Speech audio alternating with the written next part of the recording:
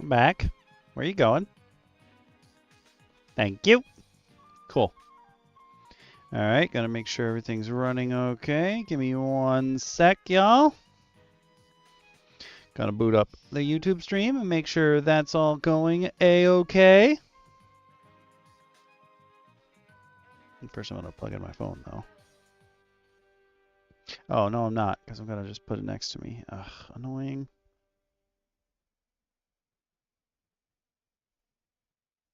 Did you just... Don't stop playing music, dude. Okay, cool. Take me home. There we go. Nope.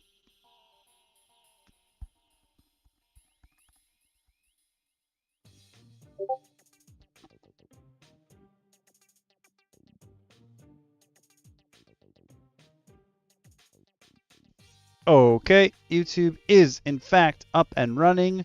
Now I hit the Twitch button. Boop. Make sure everything's up and running on Twitch a-okay.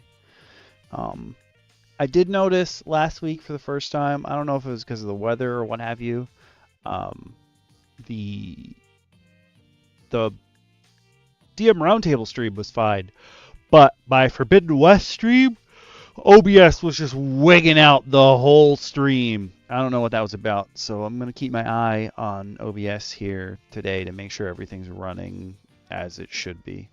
Oh, son of a... Hold on. This is wrong.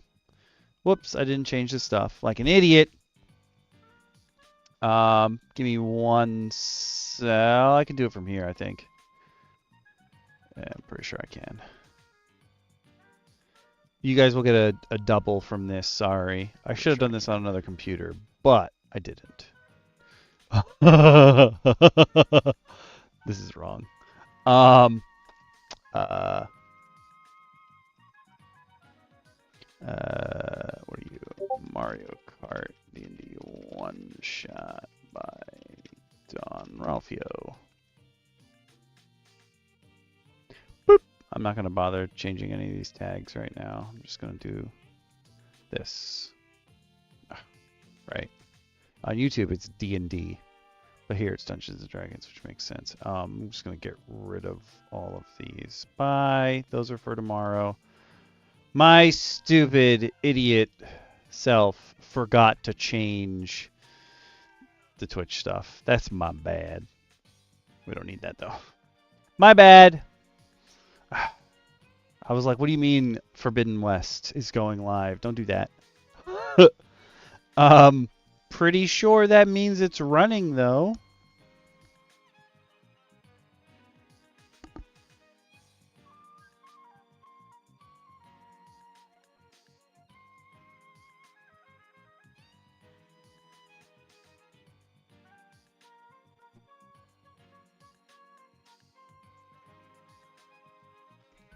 It just updated. We're good, we're good, we're good.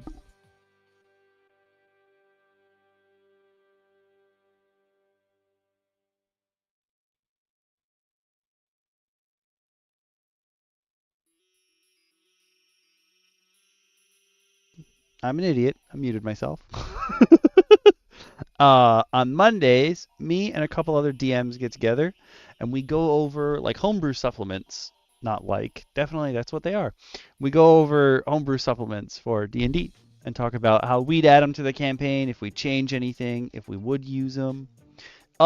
You actually have access to it now. The link should have worked, but if you did want to run, I know that the links work. That I can test. I can't test the... Yup! This is the podcast. But you have access to this document now, which is a collection of all the homebrew I've gone through for D&D that I would allow in a campaign of mine. If you have a different DM than me, you might definitely... All right, let me rewind. Always talk to your DM first about homebrew. It's not like there's a universally accepted set of homebrew stuff. It's definitely coming down to your DM, but a lot of these are pretty okay balance-wise. Some of them are not. Some of them have comments on them. There happens to be nothing on this page. Let me go over here. Yeah, some of them have like addendums that I've added because they need to be refixed or they need to be tweaked a bit, just a bit. But a lot of people make homebrew that's just like so wildly overpowered or sometimes underpowered. We've run into a couple of those that you definitely just talk to your DM first. First, they have to allow you to put homebrew in the campaign, and then they can tell you whether or not they accept this kind of homebrew or that kind of homebrew. Some of it won't fit into their world.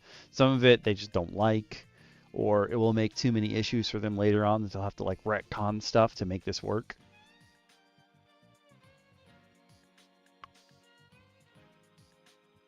Not yet. Hi.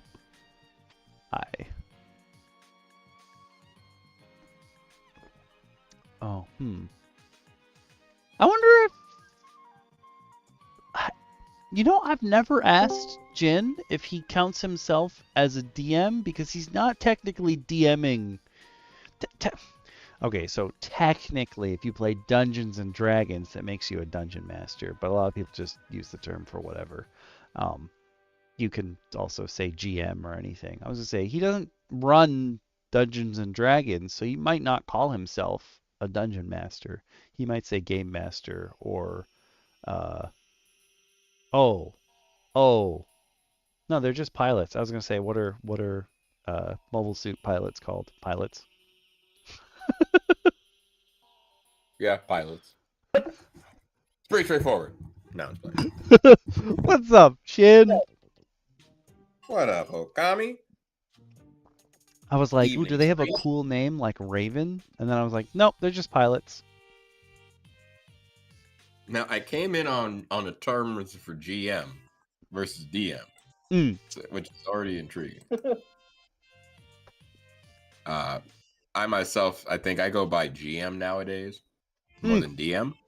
I go by DM Shin for a lot of people, but I also go by GM Alchemy sometimes. So, ooh, I'm not gonna lie, GM Alchemy sounds like it could also be the name of your fantasy LLC. GM Alchemy. That might secretly. I'm trademarking it now. Pardon me while I just go trademark this. Imagine. What's up, Baywaz? Hey, Waz. Hey.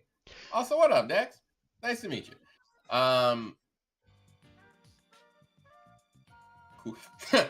Mario and some Goombas. Yep. That's who.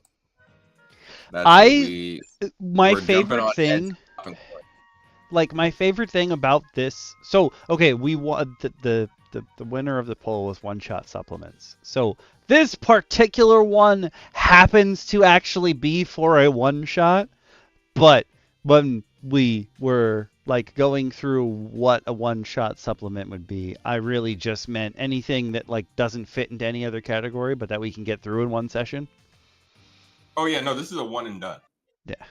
This just happens to also be for if you wanted to run a one shot.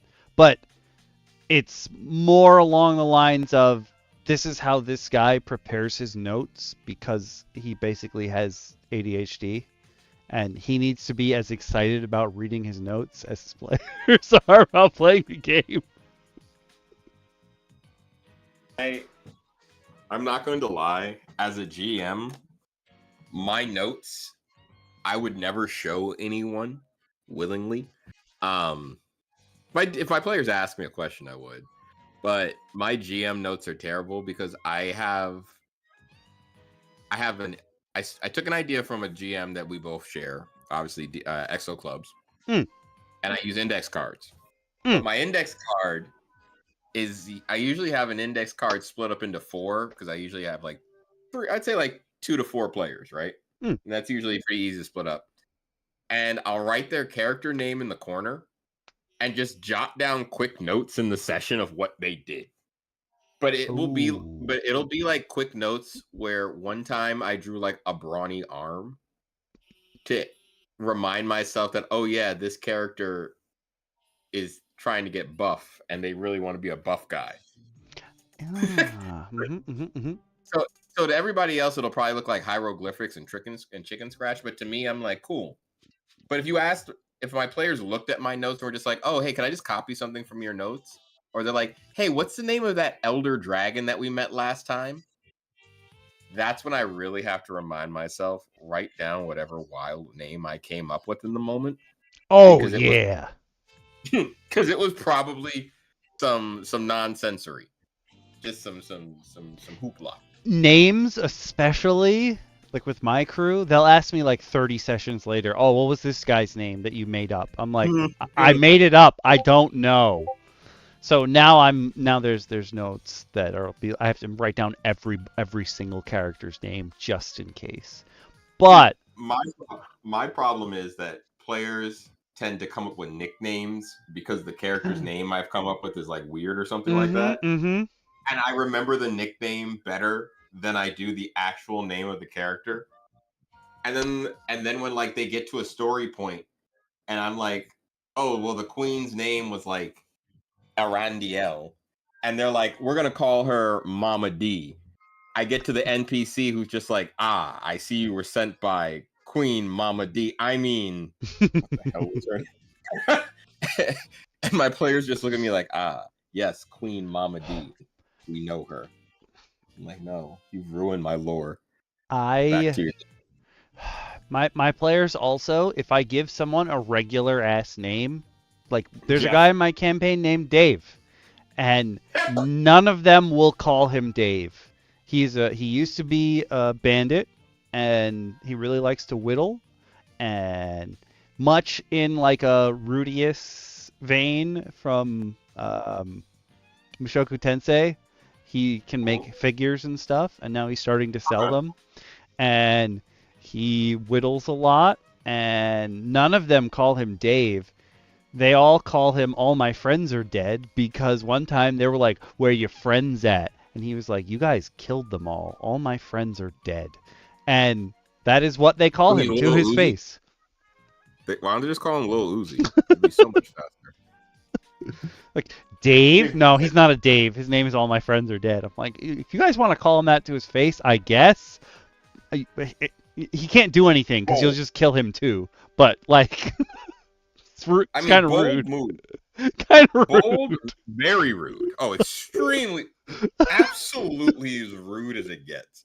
You've killed, but I think that's the part of the thing when, and I don't shy away from it in my campaigns, allowing my players to accidentally kill NPCs I may have deemed important.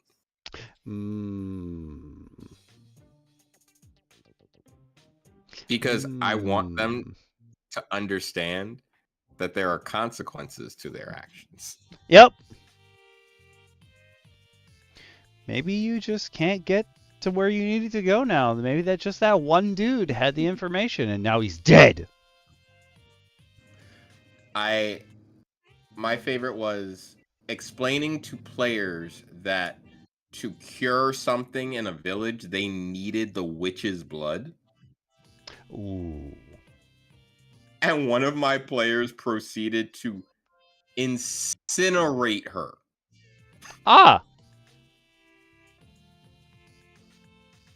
They kicked her into her cauldron. I rolled to see if she caught fire because one of them asked.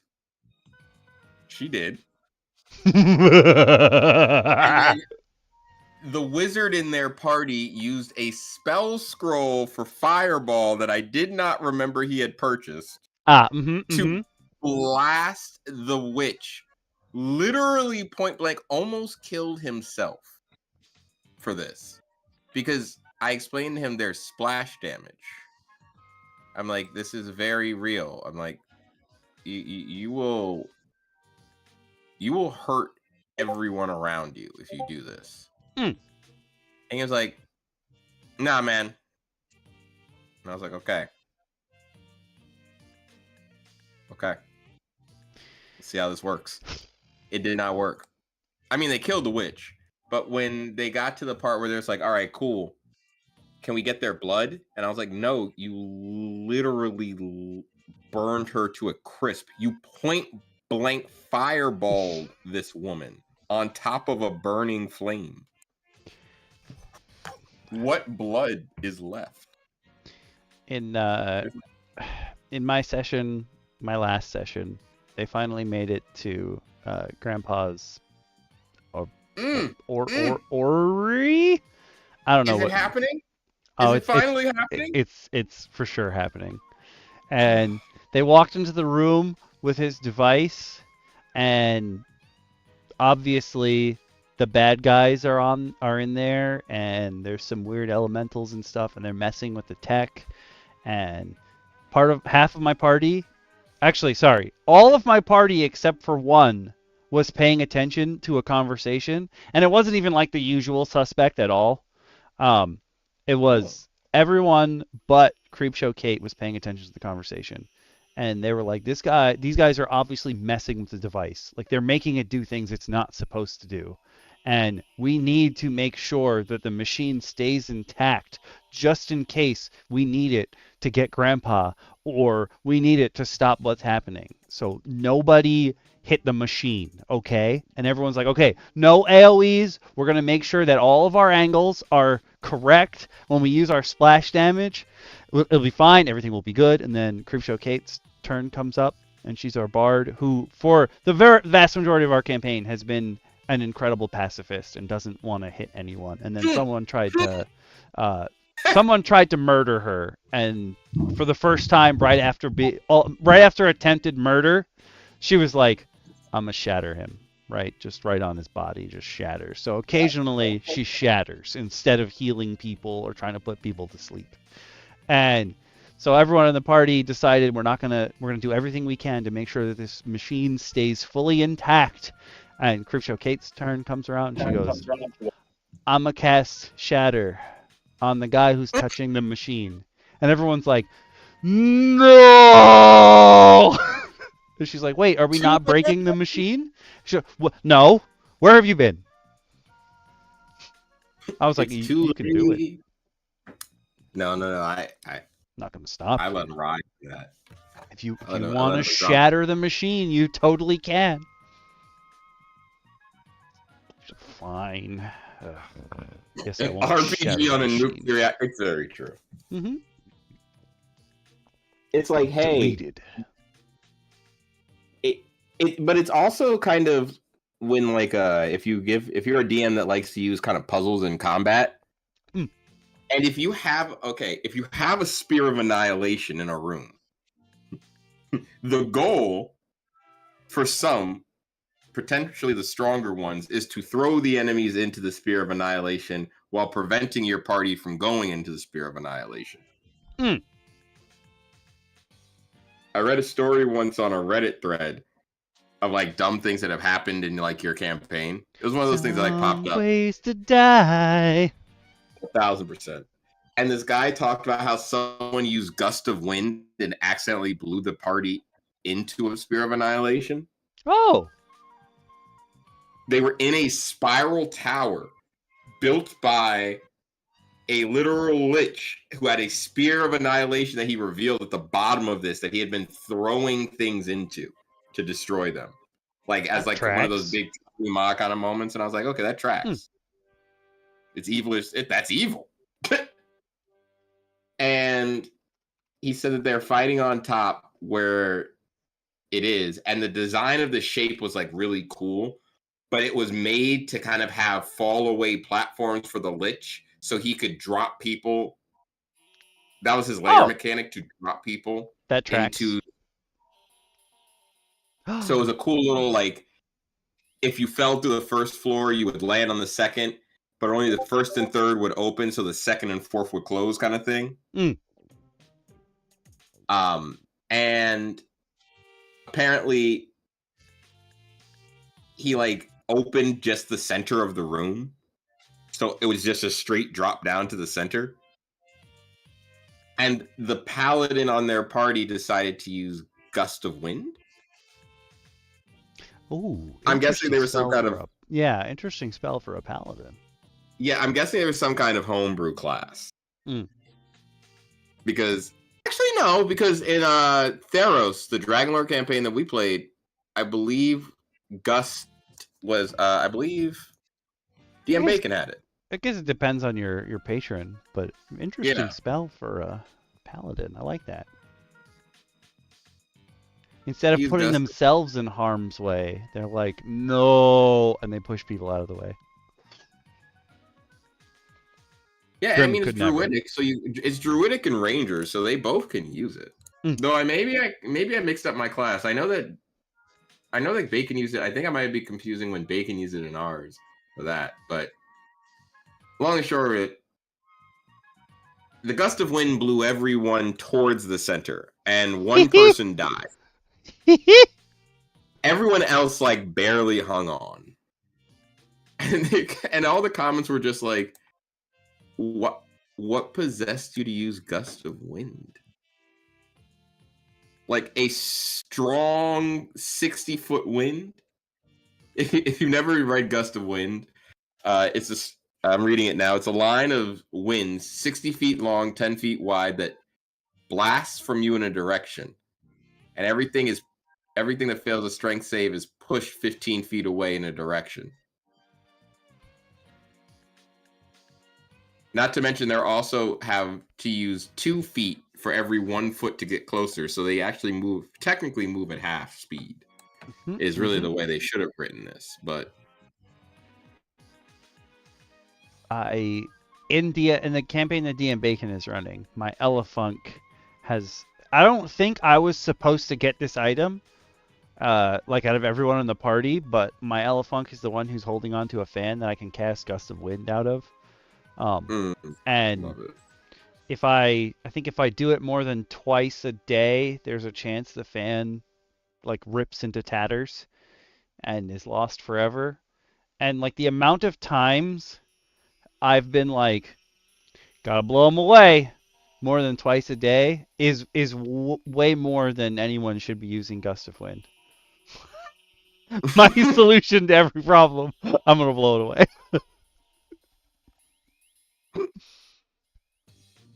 And it's still there.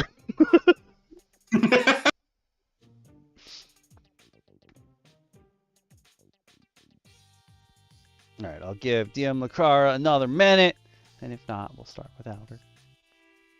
I haven't heard anything, so I think she's just fashionably late. That's all okay.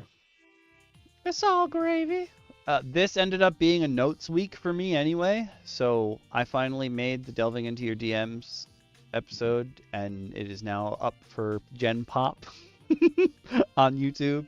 It came out on Sunday, but you guys have seen all those tabs in all of my books.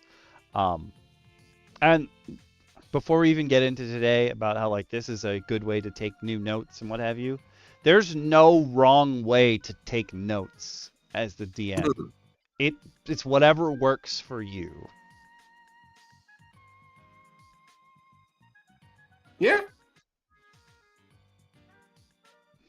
Yeah, to go back, yeah. The only person that truly needs to be able to decipher what you've written is you.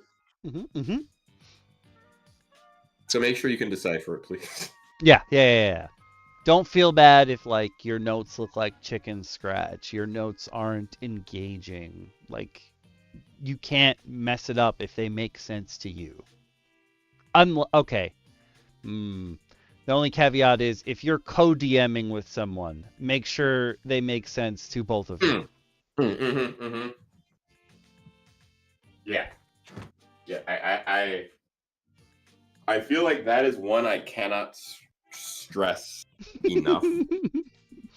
Please make sure that in a co-DM situation, both DMs are understanding of what the hell is happening. And your players too, to some extent. They don't have to fully understand it, just enough to follow along. Yeah. Go check out my notes.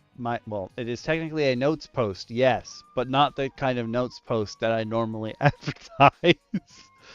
But you can go check out Delving Into Your DMs number 4. I'm going to put a card here, so if you're on YouTube and you're watching this VOD, you can just bloop and go right over there. A card. Whoa. But Whoa. Get official there, Okami. Watch out. Delving Into Your DMs 4. I'll explain all my tabs because I usually color code my notes with tabs so I can find them more easily. And it works for me. It doesn't necessarily work for everybody, but it works for me. Oh, they can mix and match? Oh. Oh, I like that. Because you don't talk about that anymore. Like, they'll have their own ways. The only time that's ever come up in my campaign is my alchemical halls, realistically. But you don't mix and match. You just get both of them together, which can be incredibly weird.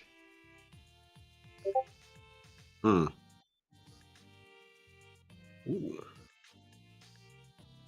Oh, I got a bloop. Is that from...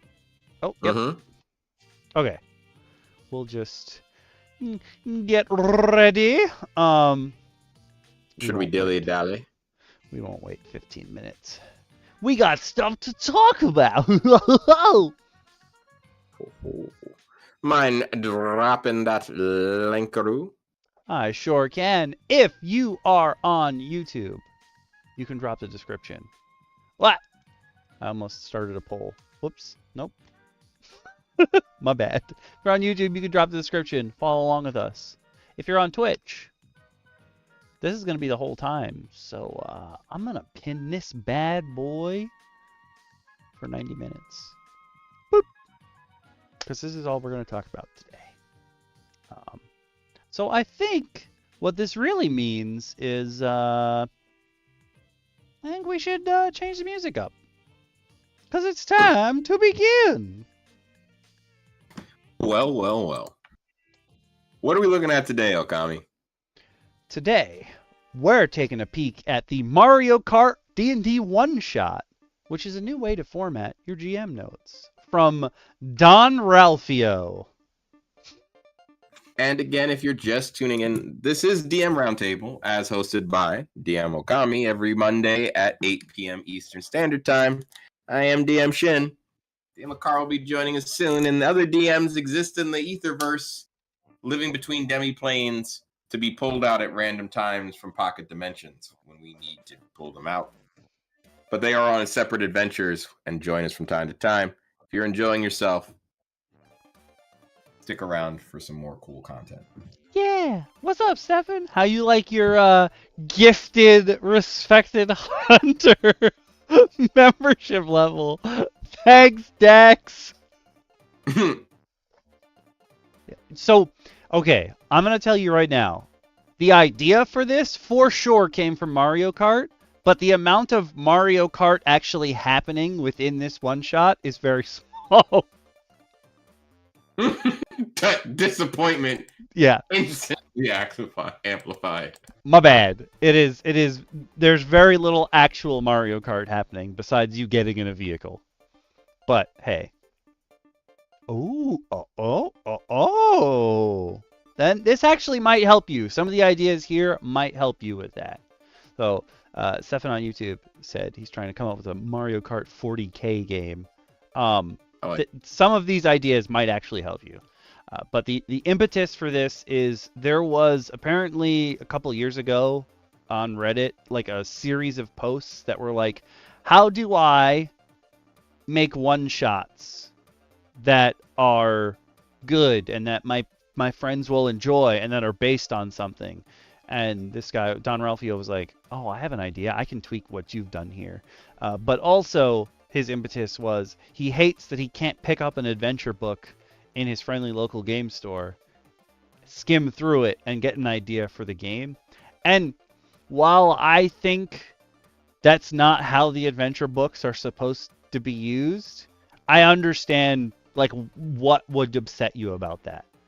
Like, because you're not supposed to be skimming them. But if you were running it, you do have to sort of skim.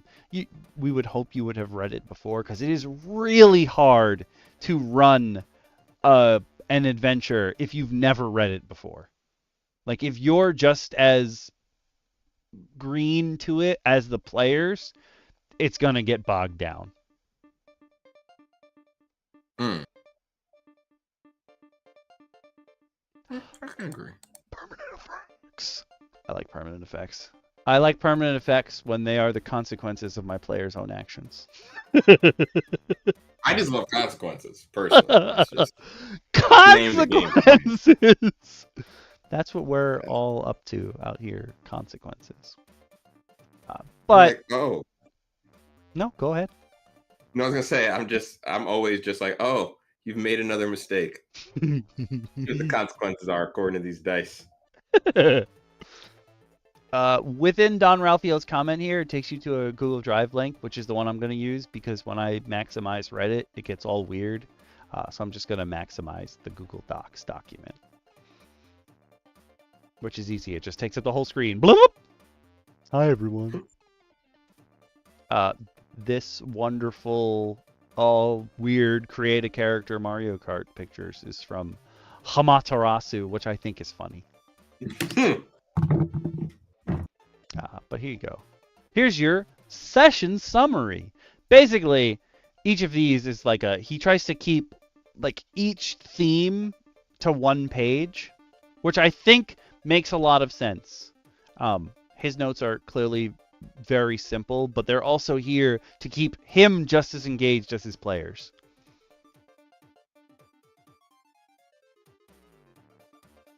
I see that he lists out player level, noting player level, estimated play time, and number of players. I do think estimated play time is really important to tell your players. Oh, yeah. Okami, I know you are infamous for longer than average sessions. Mm-hmm. And I know I've said to you before that I could never survive that long. Sometimes. But I do think that, like, for myself, my average is 3 to 4 hours for a session. 4 kind of being my comfort point. 4.5 if I want to include like a half hour of like catch up time, or like it's a new system or something like that. So I had to kind of walk through things. But I do think that it's difficult to sometimes gather people in for something like a session if you can't give them a good idea of like a scale. So I think sometimes people get the idea that when you sit down for D&D, you're supposed to be locked in for the next 65 years, running Gygax's first campaign, building the West March. You know what I mean? If only. Yeah, we all wish we could. But we also would need infinite resources to fund ourselves. Yeah. And the people doing it with us. So there's a little bit of a catch-22, obviously. I think the average playtime for like people who get together once a week, I think the average playtime is probably 2 to 4 hours for a session. That's a good point. The people who sometimes on Reddit, I'll be like, oh yeah, my group meets for an hour every week. I'm like, I don't know how your group could possibly get anything done in an hour. That's like just enough time to say hello to everyone. Oh, it does?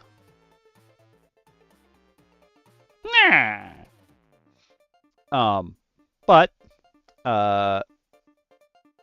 super cool to include these. I'm happy when you go to play, when you go to look at someone's adventure or even an official adventure, like the player level and the number of players stuff and what have you. Generally speaking, you don't see number of players too much because people just assume it's a party of 4 to 5. But like having that there, super helpful. I'm 100% with you on that.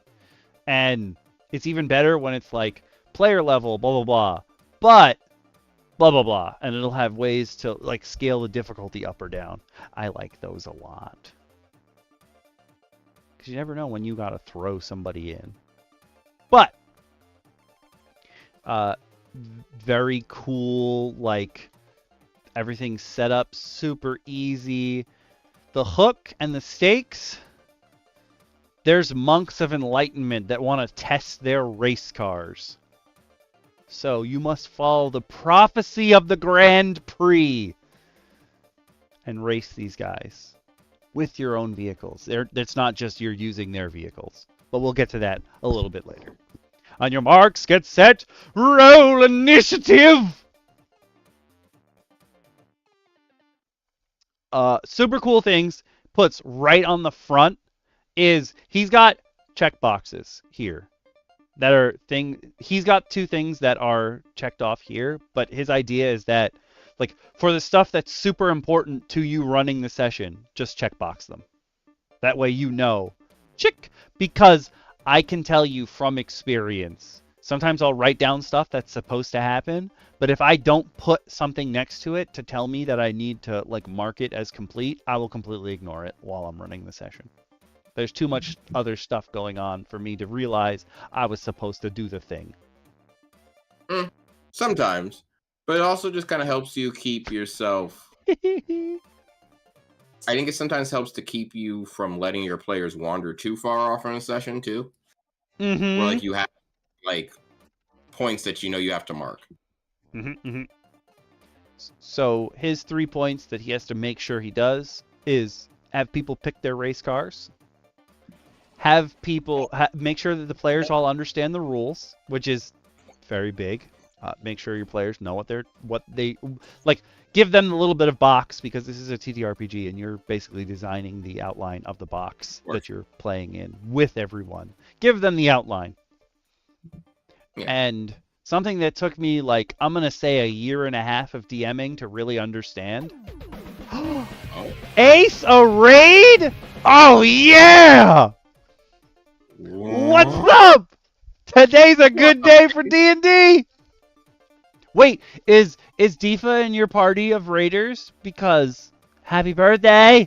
If so, I don't know. I'm just taking a guess. Oh, definitely happy birthday from the round table. Happy birthday. Okay, so one thing it took me like a year and a half to really understand is that my players don't know what's happening in my head. When I give a vague description to my players of what someone looks like, they can't make out in their heads what I'm looking at. So please, he has this checkbox like starting line, describe the other racers. Do that. Make sure you do that. Make sure that you, not necessarily racers, this happens to be a Mario Kart themed one shot, but like make sure that you've given enough information that your players understand what these other people look like. Yeah. I think it also kind of helps to set up the idea of danger. Mm-hmm, because obviously, you know, as a DM, as a DM, you know, obviously we could easily set up our own Snively Whiplash and have all of that. Get out of here, bot. His bot just popped up from Powering Baking. That's a new one. Time to get burned. Whew, that hammer is strong. But obviously, we all want to set up like our Snively Whiplashes, our Dastardly Mutts, and you know all that, and have that clear curled mustache bad guy. But sometimes it helps to have, you know, the Captain Falcon of your race secretly be the bad guy too. Ooh. Or go Twisted Metal and make everyone have their own unique want for winning the race. Ooh, that's a very good one too. I keep seeing these posts around that are like, oh, I told my players something else was happening that they weren't a part of in the world. And for the first time, I realized my world felt alive. And I was like, huh. Because it's weird, like, what you realize versus what other people realize. Because I love wacky races, all right? Penelope Pit Stop was Penelope my babe. Dick Dastardly and Muttley. Dick Dastardly, you dastardly bastard. I'm not gonna lie. Every time he was, I think, my first realization next to Dudley Do Right that mustache was evil. And then I grew one, and I was like, yeah, no, it's evil. All right, I'm gonna share this story. But in DM Lacara's game last week, she introduced a character, and he's doing weird. Like almost no one in our group. Actually, that's a lie. Half of the people in her game have never played D&D before. They may have played things that were similar, but they've never played D&D before. And she introduced this guy who's doing like crazy magic. Like he's putting your soul into dolls and then has you like play mini games. And he's like, well, if you lose, wait a minute, maybe you won't go back to your body. And like those of us who have played D&D are like, whoa. And one of the players is talking to this guy, and DM Lacara's husband goes, wait, is that the creature that Soph made? Which is their kid. And I was like, huh. And one of the other players who's never played D&D before goes, what do you mean creature? I thought this was a guy. And DM Lacara had just had him finish his conversation, and it was punctuated with, heh, heh, heh. And me and the other guys were like, oh no, that's not good. And then hearing creature, we're like, And one of the new players was like, well, what do you mean creature? I thought you said it was a guy. And I go, listen, normal guys don't laugh like, ha, ha, ha. Yeah, I do find, I think that's actually a cool thing too that what DLCR did there, because they forgot to apply real world logic. I think it's because we want to dismiss all fantasy, dismiss it all and use fantasy logic only. But you've got to use real world logic. Like that's how I explain it to people who have never played a tabletop before. I'm like, you're in a fantasy world. I will handle the fantasy. You handle living. Yes. Like, I will tell you when you need to think fantasy.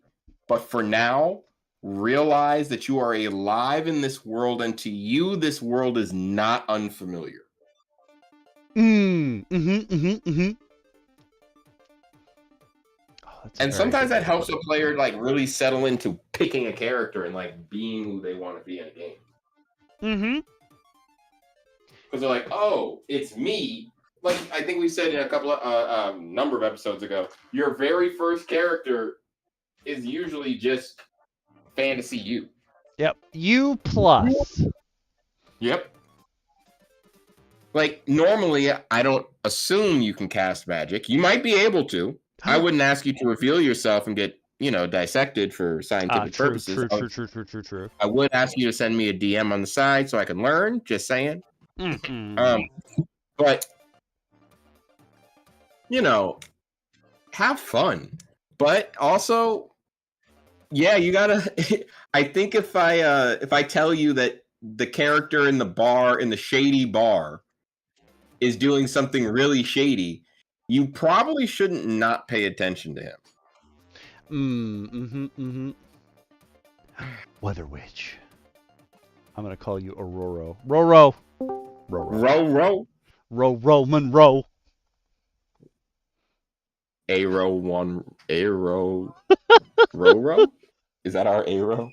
Roro. What's up, DM Lacara? Hey, DM Lacara. That was a fun place to come in. There's another Weather Witch. Well, you're a Space Witch, so now we have a Space Witch and a Weather Witch. Oh, we have a Weather Witch? AWOS. Yeah, AWOS is apparently a Weather Witch. Did you get that for mixing your potions? You out here mixing potions, and I don't know if I don't know if I signed off on this now. You out here just mixing things. But you came at the perfect time, DM Lacara, because we literally got past the preamble. Yeah. I was gonna say, I'm like, oh no, this looks like the end. Oh no. Oh, just because it has. So he put the adventure wrap up on the beginning because one of the very important things that you need to know as both a player and a DM is that it is not players versus DM or DM versus players. It is you guys are collaborating on a story. You're making it together. So even when you lose, like, your DM still wants you to have had fun. So his adventure wrap-up notes are, hey, if they win, they did it. Yo, they know how inventions work. They lose, yo, everyone is up in arms because these upstarts came and their tech rivaled what these monks were working on. That means innovation is on the horizon. Aw. It is a cool way to kind of celebrate and remind the players too that it's bigger than them. Mm-hmm. Yeah, there's a world out there that cares about what they're doing. Yeah. Yeah. It's kind, and it's scary because it kind of goes into the idea of why your players don't want to be known at the beginning of the game, because being known means people recognize you, and people recognizing you means Isn't people always know good. things about you. Yeah.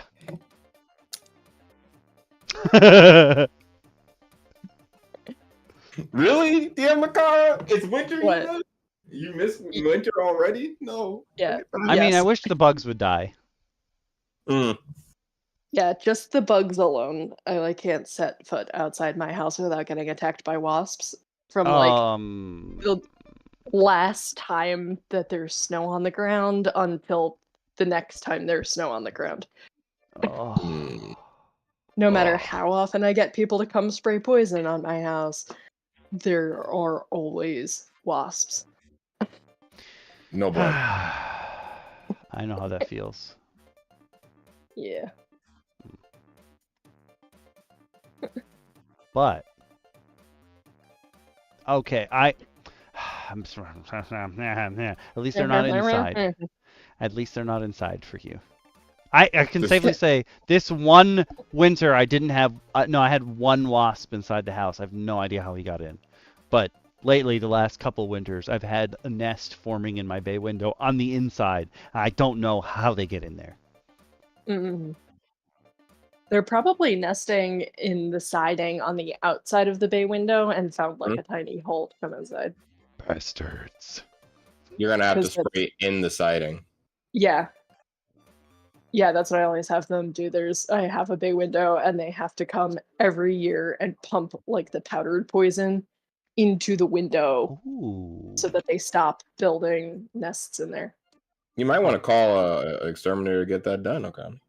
It's a worthwhile thing to do. I put out one of the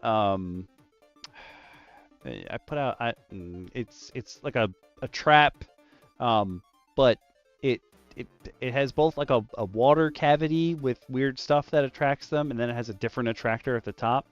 And when you read the packaging, it's like, oh yeah, it'll pull all the wasps or yellow jackets or whatever within a mile to you. And I was like, I don't like that. But then to see it fill up, I'm like, I like somewhere that. Else. It's like, oh, they're dying? Never mind. Does it actually work though? Because I only see those things and it's like... This one actually works. It is the only one I've ever seen that actually worked. It works. Yeah, they're like, they can figure out how to get in, but not get out. I'm like, yeah. These things have been around for hundreds of millions of years. I'm pretty sure they can figure out a tube. It works for me. My brother and sister who live 3 miles down the road from me, it doesn't work from them. But I also don't think they set it up. Set it up right. Yeah, I was like, I don't know what you did wrong, but mine is full and yours has nothing in it. yeah. Which Faye you pissed off? Whatever Faye my parents pissed off that cursed me with an allergy to the bees. Ooh, that's true. Oh, you're allergic? Not just allergic, deathly. Oh no. I'm so sorry. Yes. No, it's okay. I have never been stung by a bee. So I also have not, thankfully. No, that's a lie. I got stung for the first time like 2 years ago. I was not allergic at birth. I discovered an allergy in my teens upon slapping a bee on top of my Snapple. Oh no. Because he was landing on my Snapple and I was tired of him trying to take my my mango madness. I really enjoyed that Snapple. And he wanted to let me know. So that was the first time I ever had to roll a death save. In real, we luckily had a cleric on hand, aka someone else was allergic to bees and had an EpiPen with them, and stabbed me with it immediately because they were like, "Oh, I know what's happening. What that is." Yeah. And they were like, "So you need to get you one of these. Wow. You might be allergic to bees." And then get you one. When I was like 18, 19, I literally was just kind of like, "Hey, buzz." Oh yeah, no, wasps I'm okay with. I mean, I'm not okay with them. Let's just be clear. I'm not a But fan. you don't die if they sting you. Yeah, I will not die. I will be irritated. Yeah. I will not die. Huh. Hornets, though. Now you've got a blood war. Yeah. Hornets have no reason for existing. Yeah, Hornets' pure purpose is destruction. Hornets are true chaotic evil. That is. Yeah. See that. Bees are like lawful evil. No, they're lawful neutral. No, I consider them lawful evil. Just to you. Just to me. Wasps, I consider like chaotic neutral because I really don't think they have a purpose. What do wasps do? Reaper.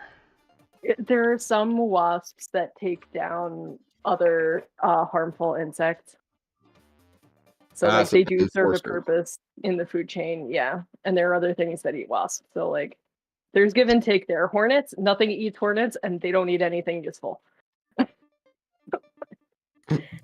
Nothing. They're just jerks. They're just jerks. God. Well, if you don't unleash a wild, ungodly amount of hornets on anybody. I'm thinking you could put them as your summon insect swarm as one of your attacks for this, but we're not there quite yet. It would work. It would 100% work. Don Ralphio over here. I'm going to say Don Ralphio as many times as I can while we go through this because that's just an amazing username. But Don Ralphio here on his What to Prep as a GM page. One shot versus plug and play to your campaign. This is something, in his case, you could do whatever you want. But I think it's very important if you come across a one shot or something and it is it's labeled plug and play. That does not necessarily mean it will fit into whatever campaign you're running. Like, make sure before you just start, you know whether or not you'll have to spend hours and hours and hours retconning stuff in your world to make this one shot make sense. If it's part of the campaign that you're slotting it into. If it's just a straight up one shot, go for it. It seems like it has a lot of potential. I think so. Yeah. I also do think, though, that plug and play is really cool because sometimes it just spawns madness into your campaign that you just weren't expecting. Yep. Just that is perfect, like Awaz. the Silver Raven. I like Grimjack as our paladin, sometimes when he does lay on hands, he recites an oath that he made up as if he was a Green Lantern, because paladins are in fact just Green Lanterns. Everything is by willpower. It's true. It's true. Guy Gardner, paladin. John Stewart, paladin. Atrocitus, paladin. Angry paladin, but a paladin. Yeah, as long as his oath is just rage. Mm-hmm. Dexstar, furry paladin. Weird tabaxi, wild shaped paladin. Mm. I have no idea what the words you're saying are, other than paladin. It's okay. You don't need to know any of that DC lore. It's fine. Oh, DC, that's why I don't know it. Yeah. You're not missing anything. Also, how to hook your players, his number 2. Clearly, we've seen behind a solid reason why your players will want to go ride go-karts with strangers. We've already seen that works. Just say go-karts. That's why Stefan came in. Yeah, I'm He doesn't pretty sure want to do that. I'm pretty sure you do not have to bait people too heavily to play go-karts. Mm-hmm. I mean, if you really need to, if you've got like a, lawful evil party, tell them there will be money.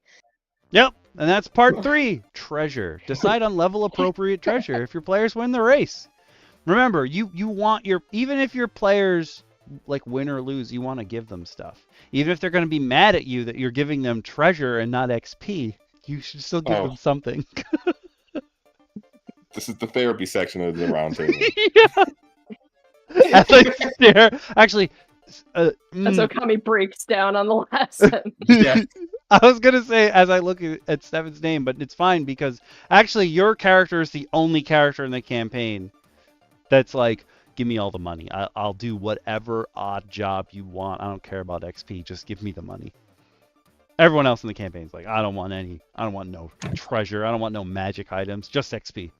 Okay. So they want to die faster, is what I'm hearing. Yeah. Yeah.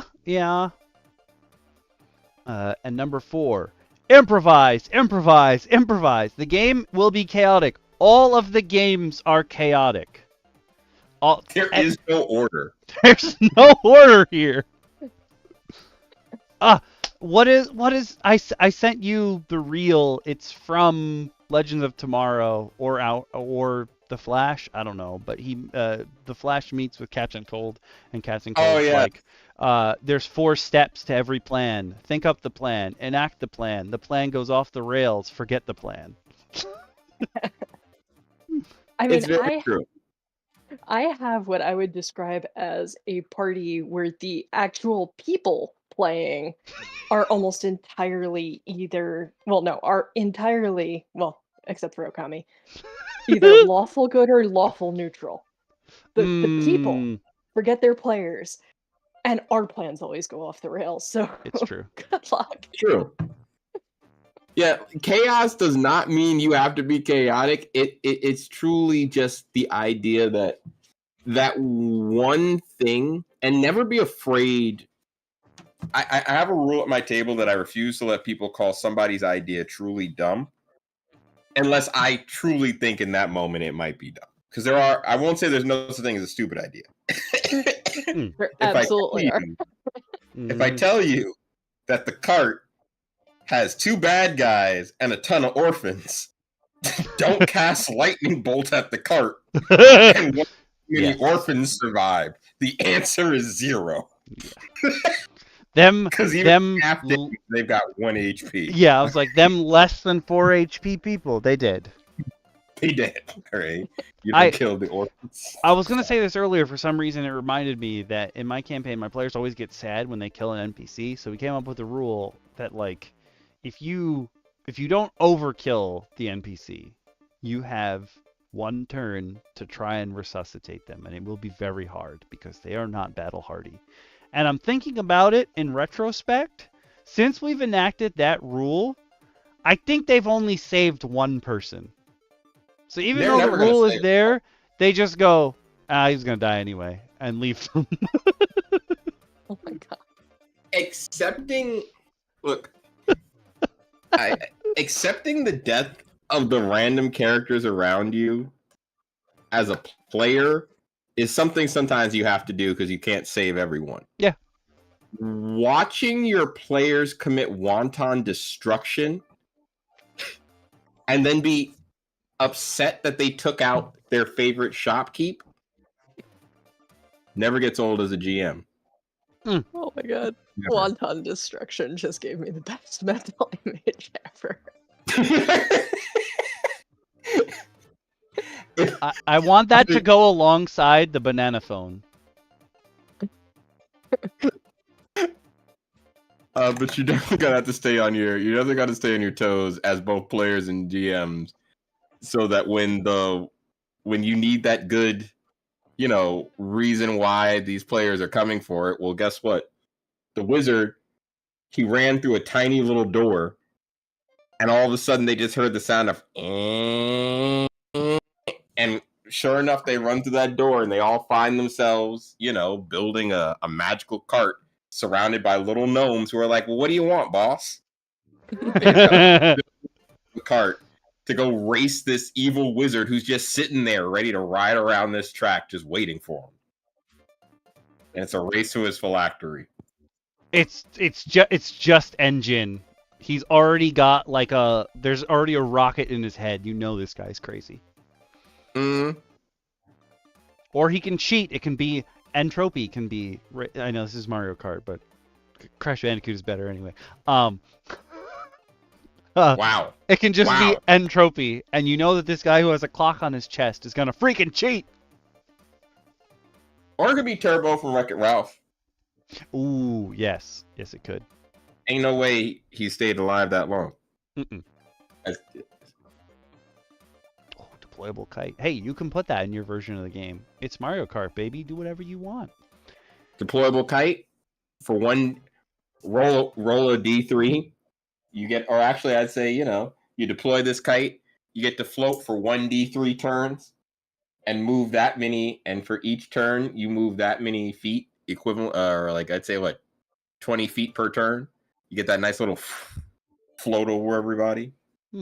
That's actually a cool way to do it. You just treat each second they race around the track as a turn, and then make any action that they want to take as they're racing. Like you treat as a turn of combat, that's one lap. But if they want to do something like jump ahead, it floats them a certain number of feet or a number of turns ahead. There's a lot of cool things you could do. I don't know why I just started cooking up things. I've had a very creative day because I've had a very weird day. So my brain is now on Flavor Town. No Guy Fieri.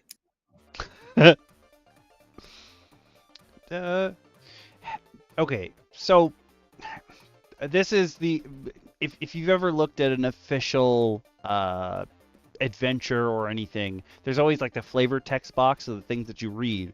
So Don Ralphio's got, here's how you open the scene. This is how you describe when your players get there. That's fine. But then on the left, he's got points of interest, are things that you can describe to your players. Because something that I'm noticing happens a lot of the time is most DMs, I know part of this is just because you want your players to be engaged, so you ask them to roll perception checks. But the idea is actually that if your players have passive perception, which they all do, you describing what's happening in the area should have some bearing on how good their passive perception is, because they're not actively looking. It's just passive. They're just seeing these things. So having points of interest, yes, you want to describe the scene and what have you, but you shouldn't have to be give me a perception check if that's what you want to do. Your players should be the ones volunteering. I want to look around here. I want to see more of what's happening here. But you should for sure describe the area to them. I think to that point too, it's sometimes cool to play with your players' classes or backgrounds or species, as they call them now. You have a number of players in the party that maybe their character, just by let's say they're Tabaxi, and I forget what the dog equivalent is in D&D. I know they have their own race too. Oh, they do. And the Wolfkin, I forget theirs as well. Literally having them have an enhanced sense of smell is normal. So if they enter a place, maybe I would say, by the way, you three notice a very peculiar scent in the air. It's kind of tinny, like iron. That's weird. And make them think like, ooh, iron in the air. Yeah, there you go. But like really make them think like, okay, hey, there's something over there potentially we could follow. I'm not saying they have to do it, but let me give you a scene to think about. And they put something in the back area. And it could sometimes turn into nothing. It could turn into something that I just make. They found a butcher. It's got the best meat in town. All the meat. Ooh, that's also a good one.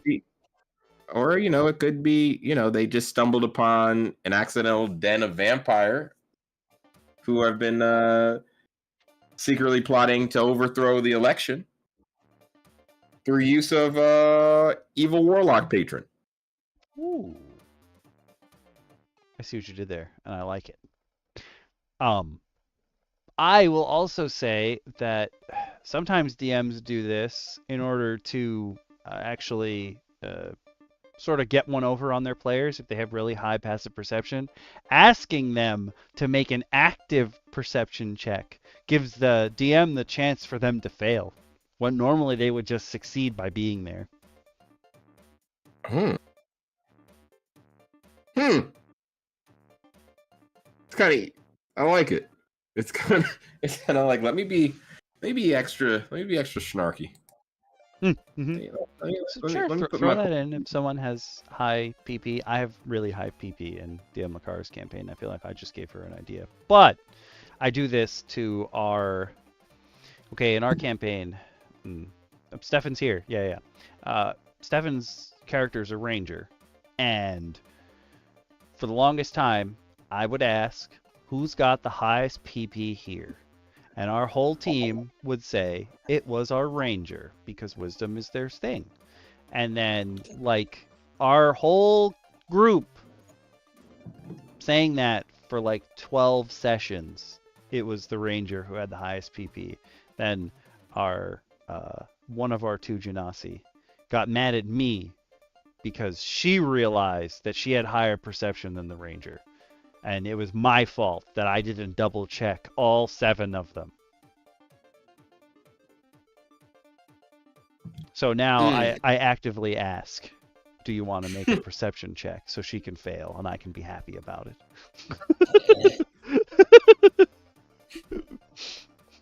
You know what? I accept. I should have known. I should have known you were cooking something up. You were too quiet. I should have known. I should have known. Oh my god, I want this on a shirt so badly. I can do it. Oh my gosh. One instruction. Folks, this is the part of the stream where... Oh, wait, I know how to share it. Hold on. I can make this happen, right? Can I? No, wait, no. Why did they change the... Oh, they changed the button for it. You know what they changed the button for? Supporting this channel. And there's a certain person here who can tell us how to do it week after week. DM Lacara, how do they help us? They help us by hitting the buttons. It's very simple. There are 2 kinds of buttons. There are the buttons that directly give Okami money and the buttons that indirectly give Okami money. So whether you yourself have money or not, you can help Okami get money by hitting the buttons. Like, subscribe, follow, share it with your friends, join the Patreon or the YouTube or whatever if you have money. And I am very excited to announce this is a special week for us. In the Redbubble shop, we now have art from all 3 of us. So, yo, the throw pillow, though! Uh-huh. Yeah, we're stepped it up. We stepped it up a little bit. So a little step up. Yep. So we now have we have Nibbles, which is Okami's little adorable imp. You can get your very first piece of Okami style artwork officially. Yep. He's adorable. And we have plans for him. So you can get nibbles. Or, thanks to DM Shin, we now each have our very own logo. So you can not only rep the channel, you can rep your own favorite DM. We won't be bad. Yeah, seriously, we just want your money. We don't care who you like best. But if you happen to want to tell us now, secret DM wars, just like I actually had one of my Reddit digest things was, is it cringe if a streamer wears their own merch?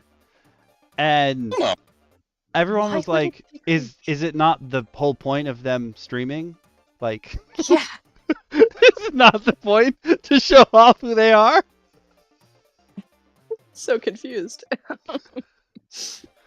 Yeah, so look at that great DM Shin logo with the alchemy and the druidical symbols and everything. It's so sleek, it's so stylish. It's just simply I my personal favorite is still yours, DM Lacara. Yo. I think I think that's my personal favorite. I'm a little It is the most occult looking thing I've ever seen. But it fits you good stuff to a T in the mystery of space. Which it gives me Bloodborne vibes, because in Bloodborne, like, the higher your madness, the more perceptive you are to the far realm creatures. Like, big Bloodborne vibes. Love it. Yeah, it's great. I love it. As soon as you sent it to me, I was like, oh my god.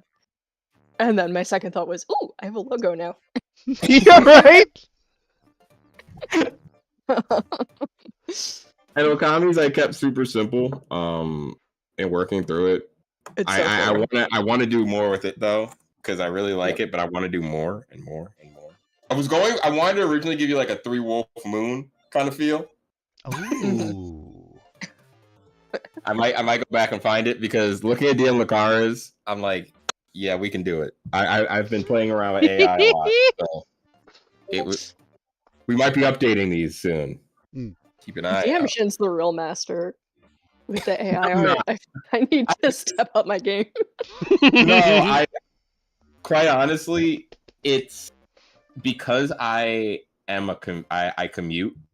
I have this hour plus of time where I have nothing but my music and my phone in front of me, and I'm just like, let's play with AI art. Yeah. I just start cooking up things. Doing fantastic at it, bruh. Yeah, listen, I am happy to bring this stuff to folks here at the round table, as we all are week after week. So thanks for being here, guys. Yeah. Because we got some viewership tonight. We do. Both Twitch and YouTube are doing pretty well. People chatting on both. Yeah. Well. So, what's next? We could read you this, but it's more fun if you do it in your own games, because you don't necessarily have to describe it exactly as this. Whatever races are most prevalent in that campaign. I think that they chose gnomes because usually you associate gnomes with technology. Yeah, So, it's either them or blue people, who I still refuse to mention in case Grimjack's listening, and I can't. We had, okay, so them Vidalkins, who are they're very artificer oriented and what have you.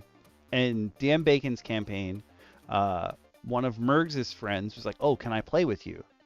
And DM Bacon was like, oh, yeah, sure, I'll help you make a character. This guy made a character. He had a cool backstory. He was there for 2 sessions, and then he was like, I blow up. And he just left. We have not heard from him since. And we were like, wow. Was that like a planned thing? Did he have to go somewhere? And Bacon was like, I don't know.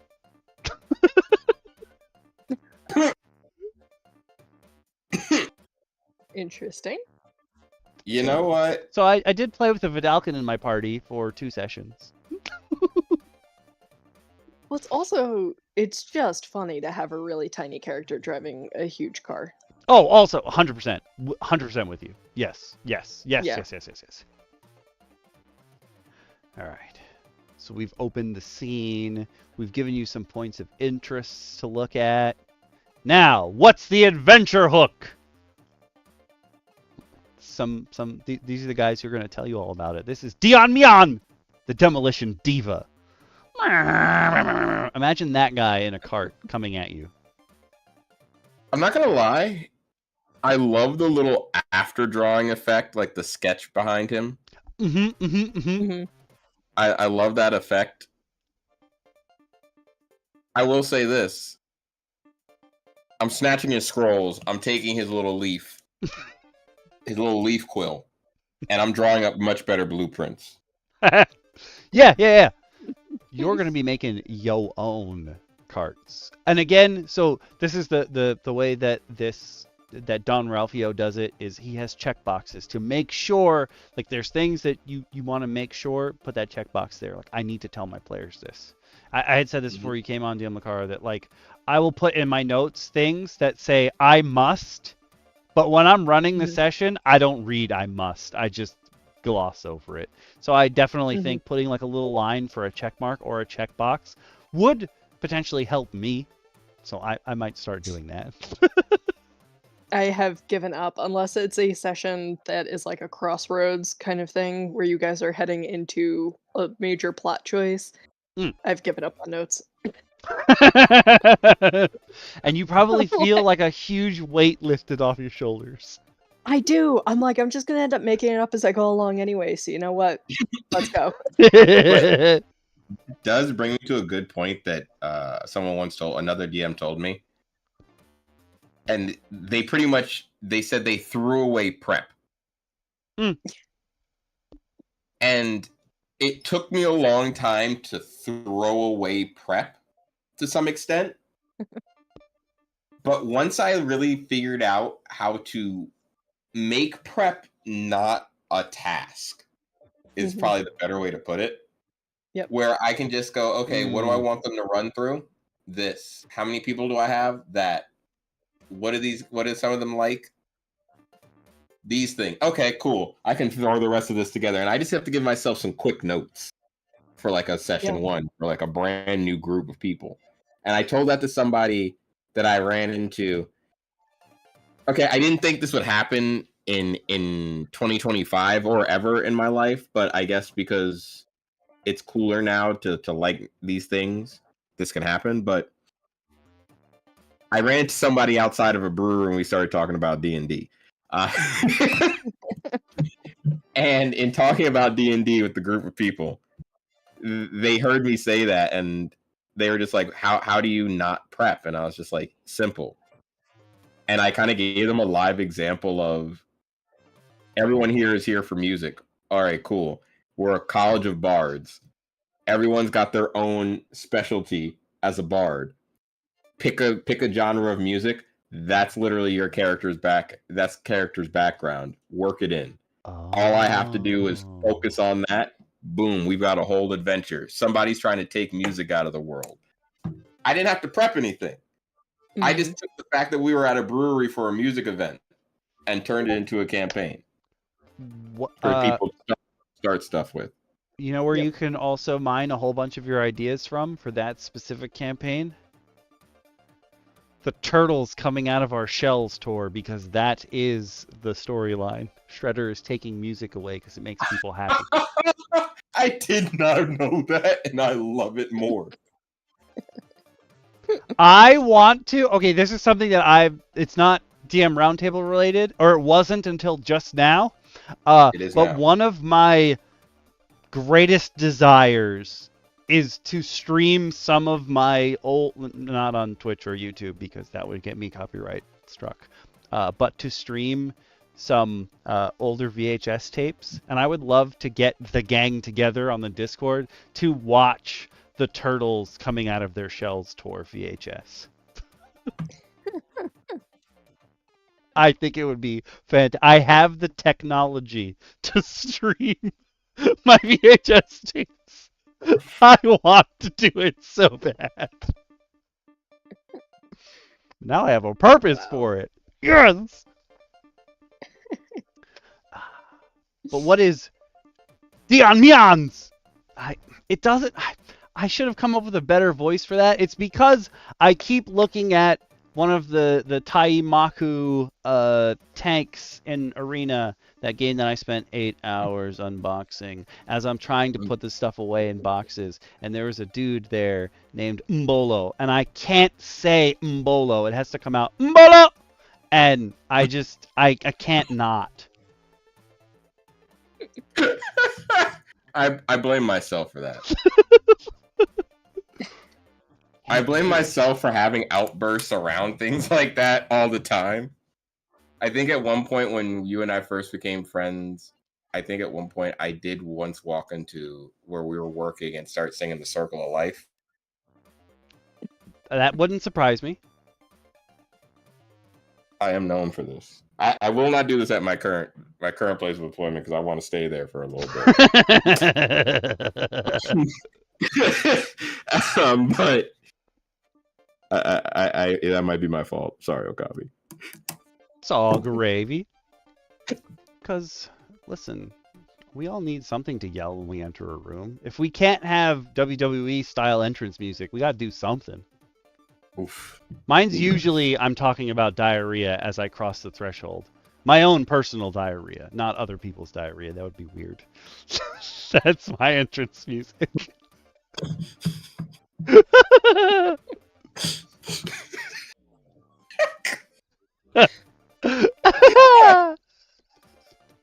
Wow. So, how does he wrap up the hook? how are your players involved? Dion Mion has a holy duty to include you in his rooms. Maybe he just roomed past you and sprayed you with dirt, and now to make it up to you, he's going to be like, help us build the next go-kart. But you also, obviously none of these monks of the Grand Prix seem like they'll be the ones to fulfill the prophecy. You could even run this as they just run up to one of your characters, and they're like, you're the one mentioned in the prophecy. Ooh. You let them build their carts.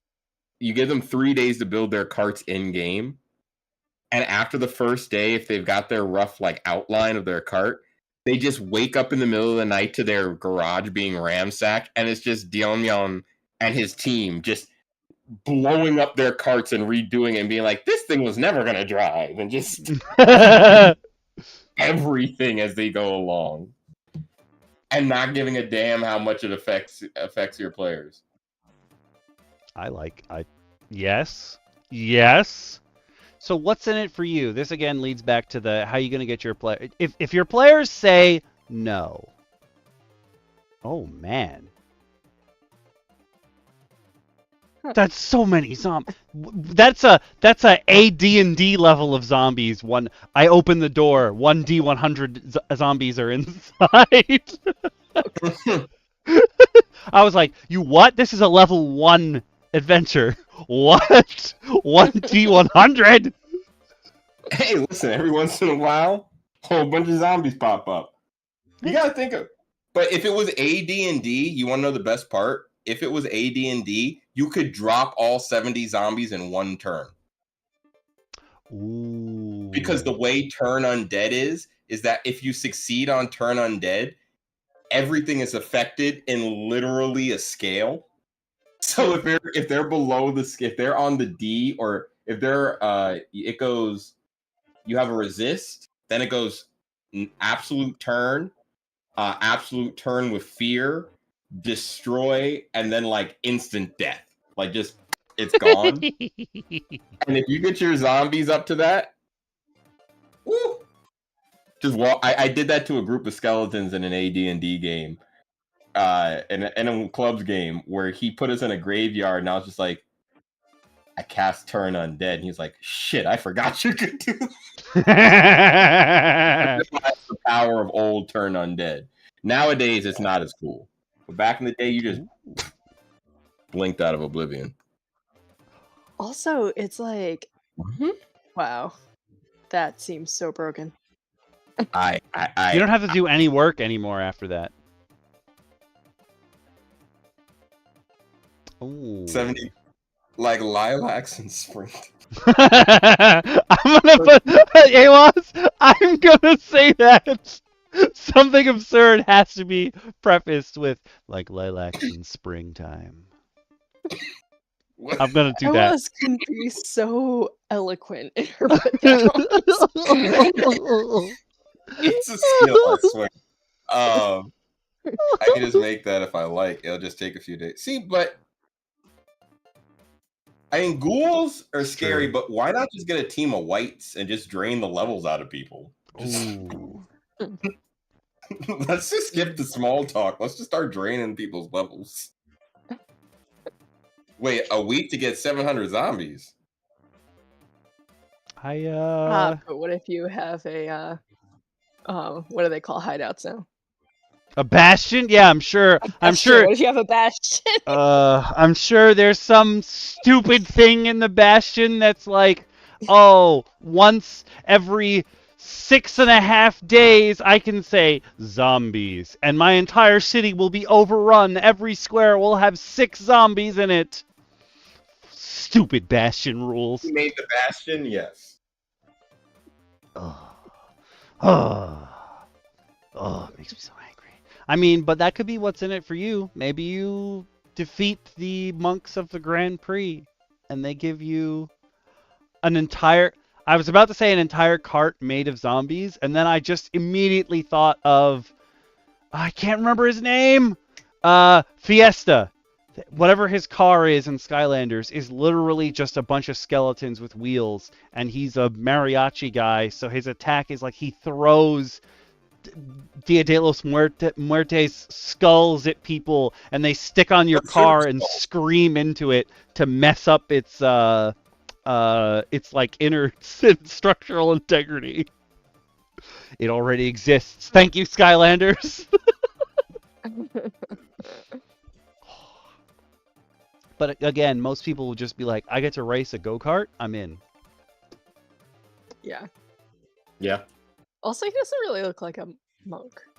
None of these people look like monks. None of them. Okay. Mm-mm. That's all right. So who's to say that no monks aren't a little different in this world? This is true.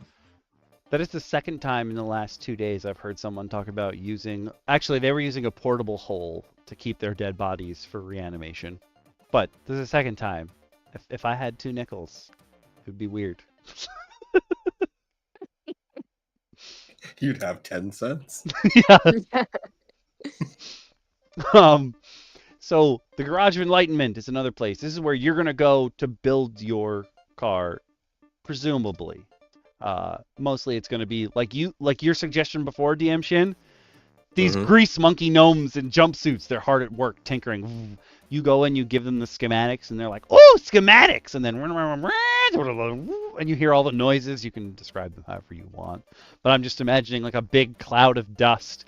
Not even far removed from wacky races, just a big old cloud of dust. Like, whoop, whoop, and the random ting tang, and then there's a car.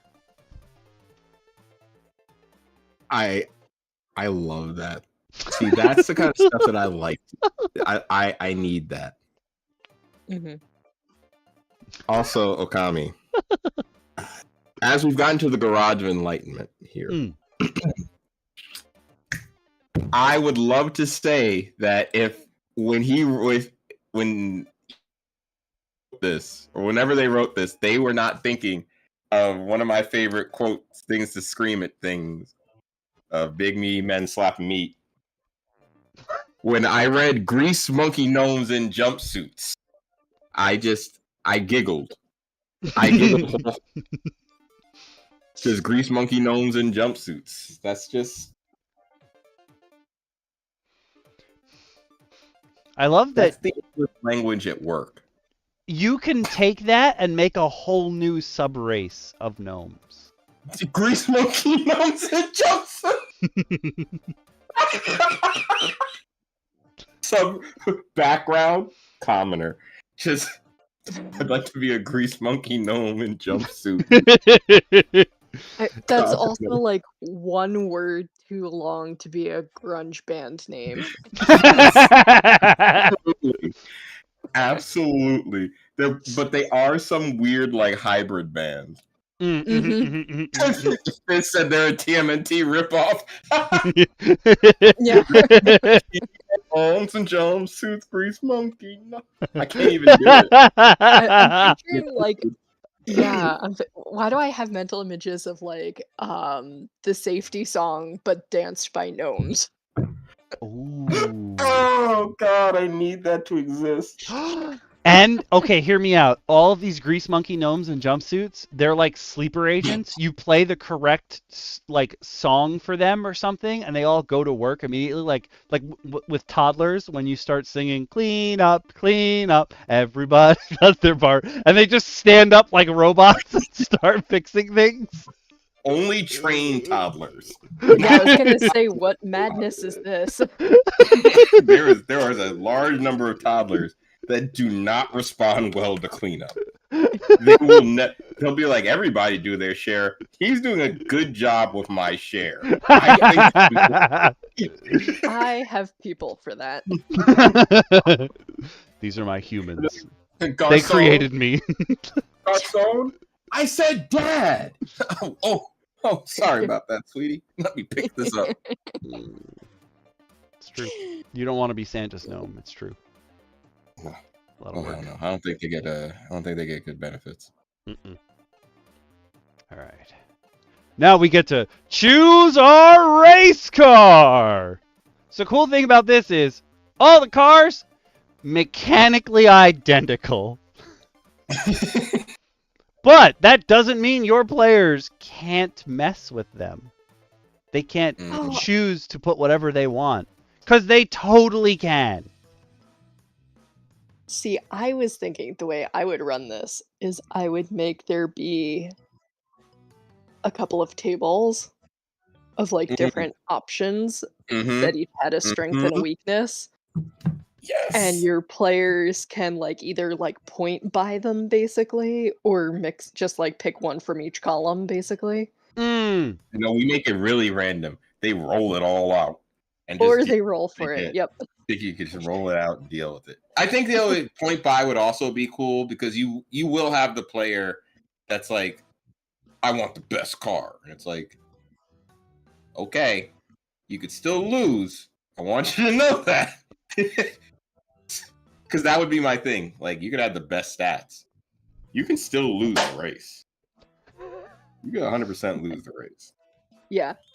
Well, I could also see if this was like if there was like a go-kart racing thing in your group's home city. Where like this was something that they could go back to. Then they build their own race car, like, and they like make mods to it and everything whenever they're home.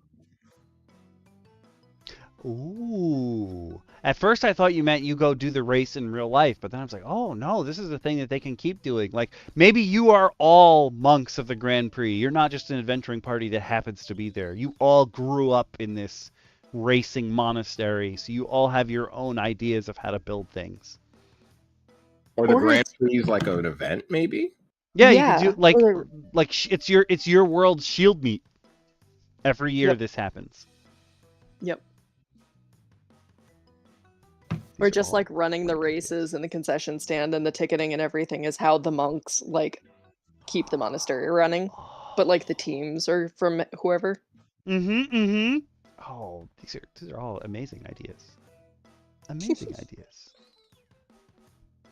And then create your own, obviously. I mean, I'm pretty sure most of the players, unless they're like new to D&D and what have you, and like the analysis paralysis is kicking in, most of them are going to be like, I want to make my own thing. Yeah. Ghost Rider Immortal Grand. That would be. You could absolutely have a Ghost Rider character in the Grand Prix, just wholeheartedly snatching souls on the racetrack. Oh yeah, that would be amazing.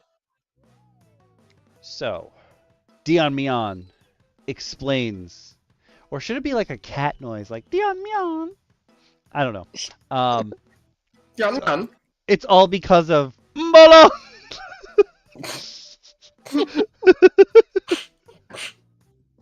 But this is actually supposed to be like a double dash type scenario where there's 2 racers to each car because one of them is driving, one of them is manning the weapons.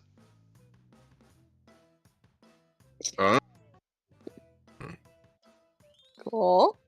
I have your attention now. You go in your pairs on the same initiative because you're in the same car. That makes sense. This could also be one of those times where you choose, like, do you guys both want to roll, or do you want one person to roll and take the highest? That kind of thing. Mm-hmm. Your goal is to win the race, but don't be afraid to play dirty. You got to win somehow. Safety. All vehicles are equipped with safety ejection mechanisms if the vehicle is destroyed. See, I like that that's just the default, but I like that also sets up that someone might want to tamper with those. Uh-huh. It's immediately what I thought of. I was like, what if someone's in your garage of enlightenment at night that's not part of your team? Bum, bum, bum! That is a statement that I am thankful I had context for.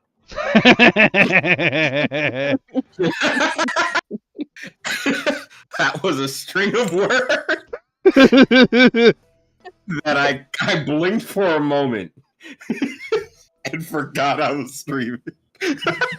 Yes, tank crew. Yes. Remember, everything's gonna go off the rails because, like Snart says, come up with the plan, enact the plan. Plan goes off the rails. Throw away the plan. Players will do crazy things. They'll try to steal other people's cars. That tells me that at some point when running this, someone has gotten off their car to steal someone else's car. Switch racers. Absolutely. Run on their feet, because if you have if you have an actual monk that's like that can run faster than most of these vehicles, they can get off. That's fine. Shoom! They'll just run alongside you like Sonic. Try to yes and. I think it's super cool that Don Ralphio wrote try because, listen, we all want to do rule of cool all the time, but sometimes rule of cool won't make sense. You have to lay down the law to make sure that the world still makes sense. Like, I get it. You want to be able to make the Omega Death Cannon. Everyone wants to have, their cart turn into a robot that is time that just blows up the whole track and then runs them to the winning circle. But that's not going to happen. All right, it's a cart. Yeah, you're going to have to temper your expectations a bit here. You definitely have to temper your expectations because no, I'm not giving you proton cannon on the front of your car. And if I give you proton cannon, you better believe that if you fail, it backfires. Oh, yes. Yes.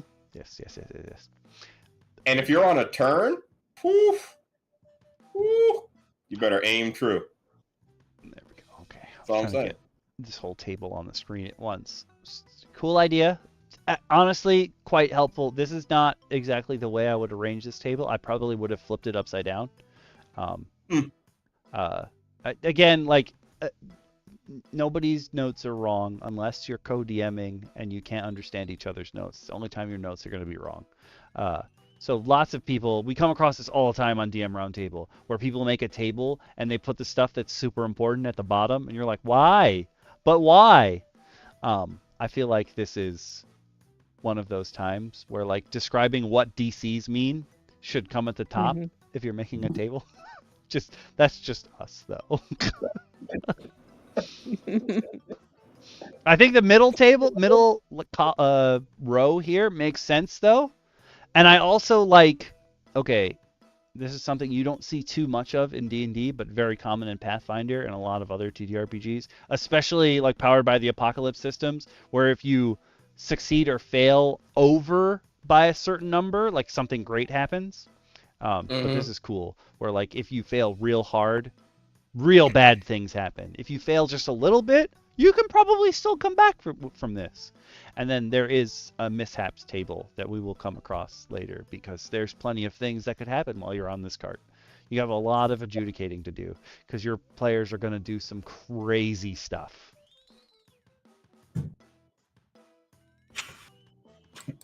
I skipped ahead. I'm not gonna lie to you. I have new music so we can hear about our antagonists. These are the other folks that are racing, because it's not just you out on that track. So yeah, you need to make some really cool rivals. Let's just start off with first off, we got Zip and Zap, who got skiers and their tongues hanging out. Why do they have a flag that says Manizales? I don't know. I was wondering that too. What? Why are they from Colombia? Are they supposed to be two Colombian kids racing down? I also How are their tongues hanging out? I was gonna say the idea of that is so funny to me, because it's either like it's stuck up against their nose, or like they cut a hole into the bottom for their tongue. No, their tongues are firmly in their ski masks. They're just licking the inside of their front of their ski mask as their zippy e-cart chaotically backfires. Pap, pap, pap, pap, and you always think that their weapons are going off. So everyone who drives past them is like flinching, like. I don't know why I saw this picture and thought about Cool Runnings. It's because he's got the pull tie. Okay, if you've never seen, it is an ancient Disney movie from the time. Feel the rhythm, feel the ride. Come on, Jamaica, it's bobsled time. It is a John Candy film in which John Candy goes to Jamaica and trains Jamaicans to form a bobsled team for the Winter Olympics. It's a true story. Mm-hmm. You should watch that movie just because it's a classic to me personally. But I saw this image and I was just like, yeah, no. Sanka, you dead yet? No, man. Ain't dead yet. I got power. I'm a bad motherfucker who don't take no crap from nobody. That's such a good movie. I could also stream that one in the Discord. I have the VHS for that. There you go. Okami's VHS tapes. Check out the Discord if you haven't joined. It's a great place to be. And if I'm not streaming stuff, Grim's probably streaming stuff. Sometimes Stefan too. Yeah, you can join the Ghetto Toonami. It's a good place. I pop in there from time to time. Oh, I miss John Candy too. Yes. You know who I don't miss though?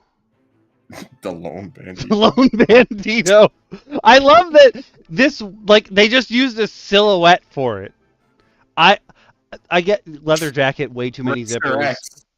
Yeah. Dirt bike with nitro thrusters. But just, I would rather him just be, I would describe the silhouette and have people be like, wait, so, like, does he have features? No, it's a silhouette.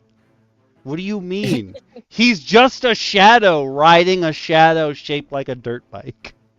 This is your Ghost Rider right here. You know what I would make it, though? No flames. No flames, all rider. I would make it one of those really, really annoying bicycles with the lawnmower motor on it. Yes. Please, yes. Oh, I love these. I need that in my life. Please. These are, oh my god, these are great. Okay, this one's for you, Fist. Edgar and Mathilda, or Matilda. Proper, smarmy, judgmental, and about to put the smackdown on you. Tank with a cannon. Oh, hell yes. You hear them in the background, you just hear the, like, plunk as they load the shell. It's Boris and Natasha from Rocky and Bullwinkle. Yeah, it is. We get Moose and Squirrel. Yeah. Oh my god. I need DM to Lacara. incorporate more classic cartoon characters into our campaign. We do. We all do. DM Lacara, I need you to read the next car. Oh my god, this is too much fun. Alright. Helga and Olga with the secret racer, Dmitry the Bunny. The other Soviets. The other Soviet. It has to be. I spoke too soon. Features beefy gnomes. Those are two words I never ever wanted to be in the same sentence. I've never heard that before in my life. For the other subspecies of gnomes in 2025 D&D. Beefy. Beefy gnomes and gnomes in jumpsuits. Grease monkey gnomes in jumpsuits, baby. Jumpsuits are beefy gnomes. And, oh, he's the German elite. Even better. Oh, this is so bad. Bunny helmets and a backpack with a devious little bunny inside. What are they? The bad guys from the original Pokemon? Yes. Yes. They are. It's the new Team Rocket. They really are. That the secret racer, Dmitry the Bunny, they literally throw him at the carts as they pass them. They throw him at the enemy carts, and he's disassembling your cart as you're going. He's super fast. I'm thinking it's the bunny from Monty Python. Oh no! He's taking people out. It's just a bunny. It's just a bunny. Oh god! This blood spraying everywhere. I thought this was a kids race. You thought wrong. I'm trying to win. Then somebody pulls up with a tank. I just want to state, Zip and Zap, they're screwed. They don't have much of a chance here. Okay, Colombia should have never sent them to the Solar Coast for this shit. Okay, they were not ready. They should have never reported. They should have wasted their plane jump for another plane. They should have gone to Ecuador with this nonsense because they had a better shot there. Oh man! But I do love that they came. I still put all my money on Zip and Zap because they rep Monazetas where they're from. You know what I think it is? I think everybody underestimates them and spends so much time trying to take each other out that they just squeaky wheel roll their way into the finish line. There's nothing left of their cart except the wheels and the axles holding the wheels together, and they're standing on an axle each. There's a cart. There's nothing left. There was nothing to begin with. Everybody's standing at the finish line. It's just a roiling cloud of black smoke, and they hear here comes Zip and Zap. It's just a shopping cart.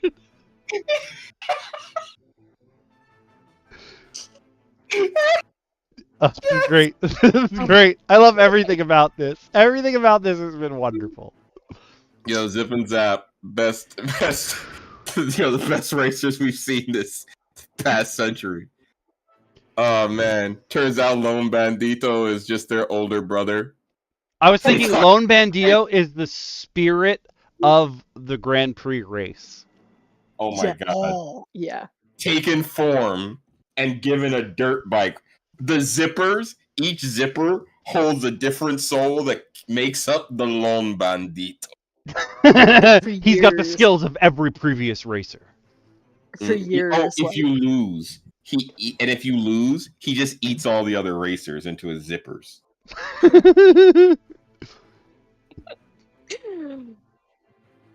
For years, the night before the race, the winning team has heard shunk, shunk, shunk outside their door and the rattle of zippers, and they're like, "Oh, it's our year." I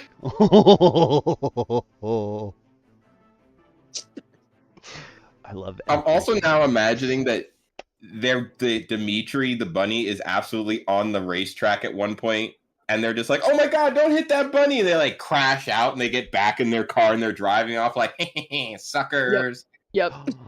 Or, hear me out. You try to avoid him, but you can't. You slam into him, and it's like when like Superman takes a car like head on, and it just crumples around him. Yep. And you're like, what the hell? So it's very funny you say that, because yesterday I was doing laundry and I decided to start watching a show that I hadn't watched in 1,000 years since I was a kid, which was The New Adventures of Lois and Clark, of Superman, Lois and Clark, Dean Cain and Terry Hatcher from the 90s. I loved that show. Did not realize how much innuendo that show was chock full of, and did not realize that they switched Jimmy Olsen in season 1 and 2. From 1 to 2. Oh. The same person from the remainder of the show. I didn't realize that.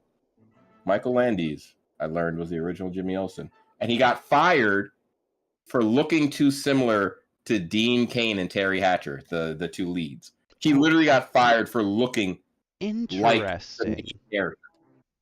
Wow. I found that out. And I was like, that's the shittiest reason I've ever heard. It's like, and we're getting confused. We actually think you're important, so we're going to fire you. Oh, what a hit to the ego.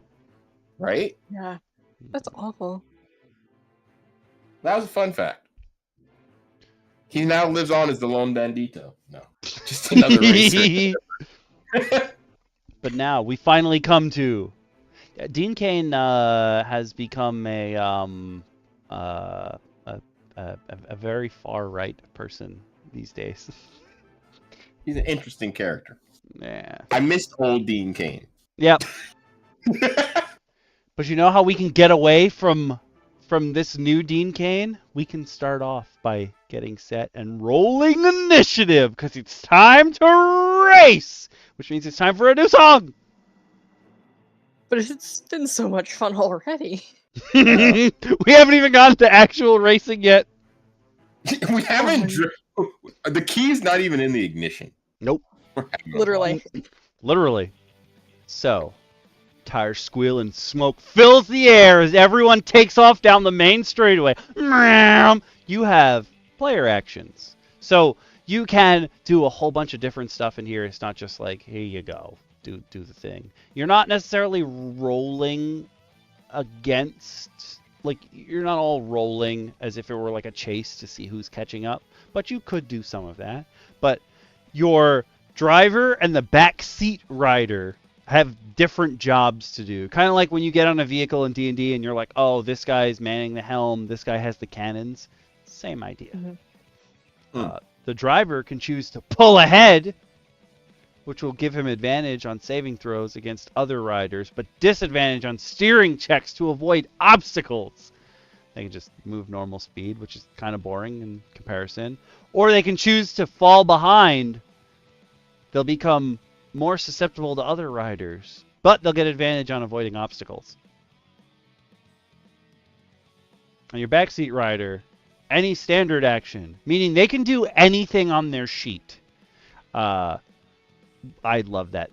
Of course, repair mishap, sure, that's when you're riding, but any standard action, meaning you're a wizard on the back of somebody's cart, magic missile, magic missile, magic missile. Oh, yeah. Yeah. Oh yeah, no, I'm flinging magic missiles. Ooh. If you got a cleric on your back seat though, after one guy hits enough magic missiles, he just sits up and he goes, yeah, well guess what? Toll the dead. Bong. Oh. Catches everyone. Or you have someone but you finally have a use for that thunder wave spell that no one told you to take. Knock that cart into obstacles. Oh, that's fantastic. Or boost your cart over obstacles.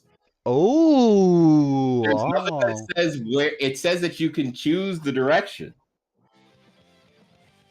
I'm also thinking somebody like sprays grease or something in front of you, or they literally throw a banana peel, and you just go, levitate! And your cart just glides over it. And they're like, ah!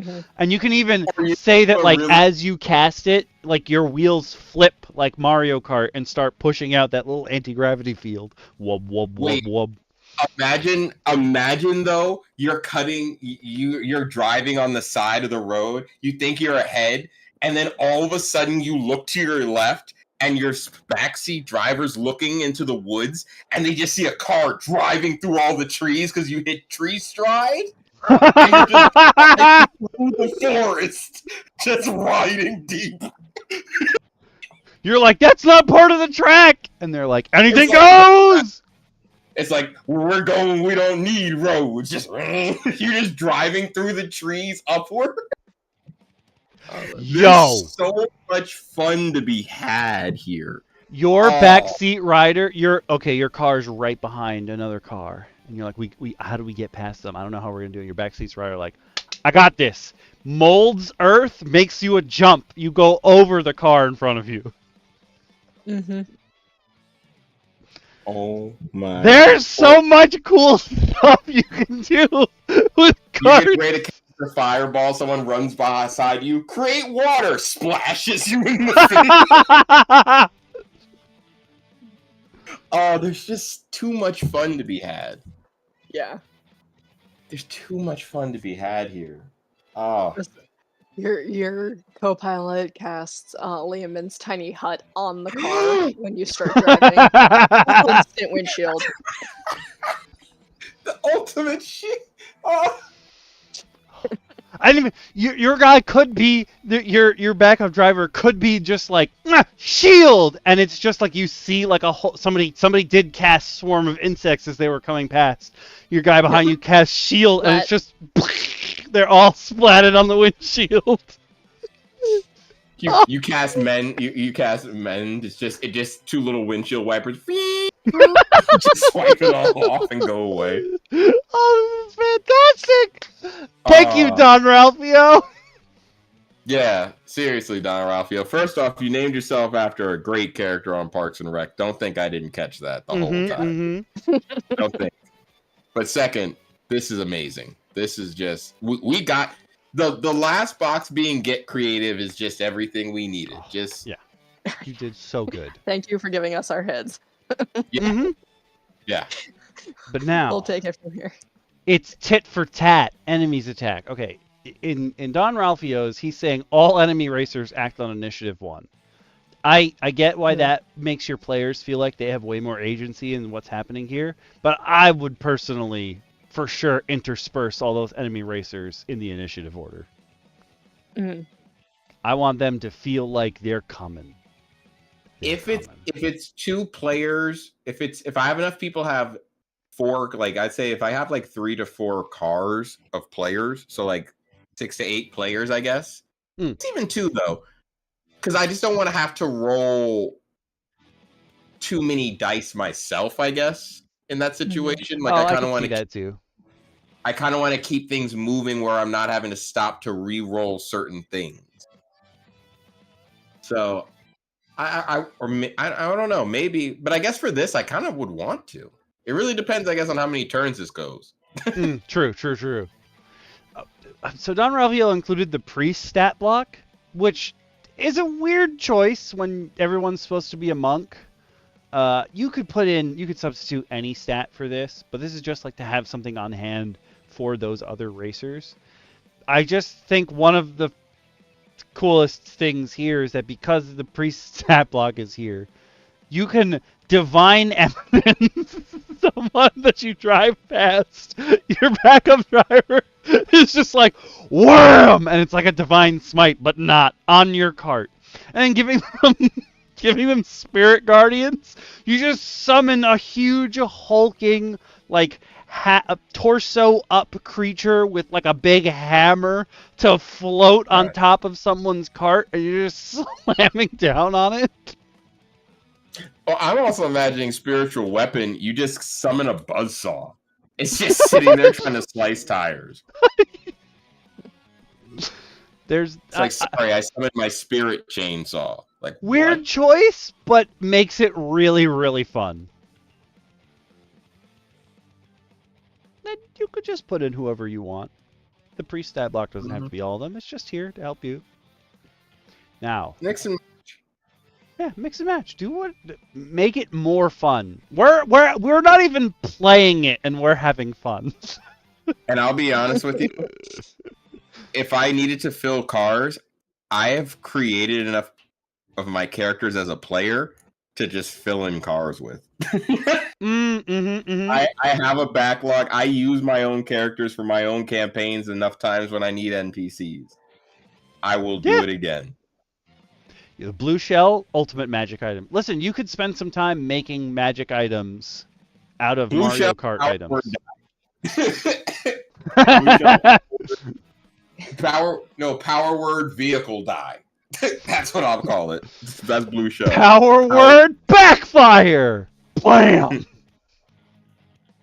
They get ejected. So, damaging vehicles. When a vehicle's attacked, the driver has to roll a mishap. You can narrate mishaps over crashes. So, in this case, it's just, if someone whacks somebody's car, you don't want that player out of the game right away. Like, you want them to have a chance to come back, because they're not going to have fun if they're out of the game. You want them in the game as long as possible. So some of these mishaps,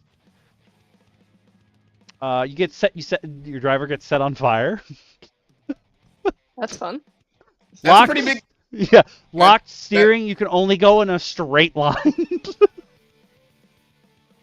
Okay, it's getting kind of bad. Your vehicle's speed decreases. Yeah. I love how they're like, don't make it a crash, just make it a mishap. And then it's like something that will immediately make you crash. Yeah. Immolation. Immolation. Blinding smoke, damaged axle. Vehicle shakes uncontrollably. If I tell you your vehicle is shaking uncontrollably, I want to hear it. I want you, the two of you on that cart, I want you to do your best impersonation of being in a car as it goes over cobblestones.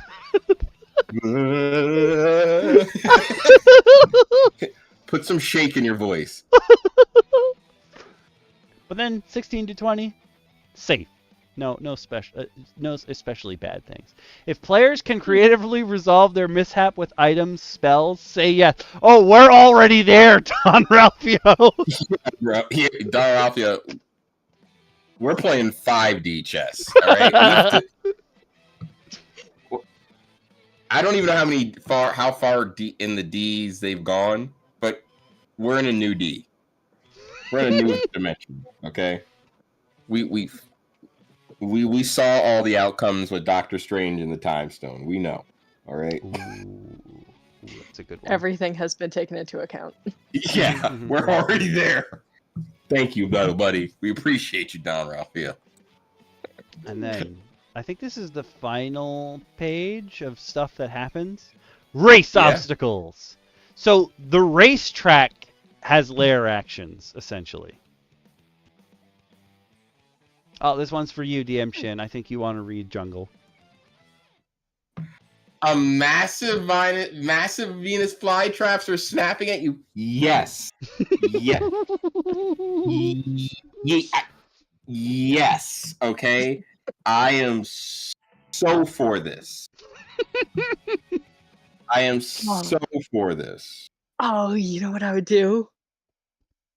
If it's like in your hometown, like every year or every month, however often you hold these races, a different like classes guild sets up the track. Oh,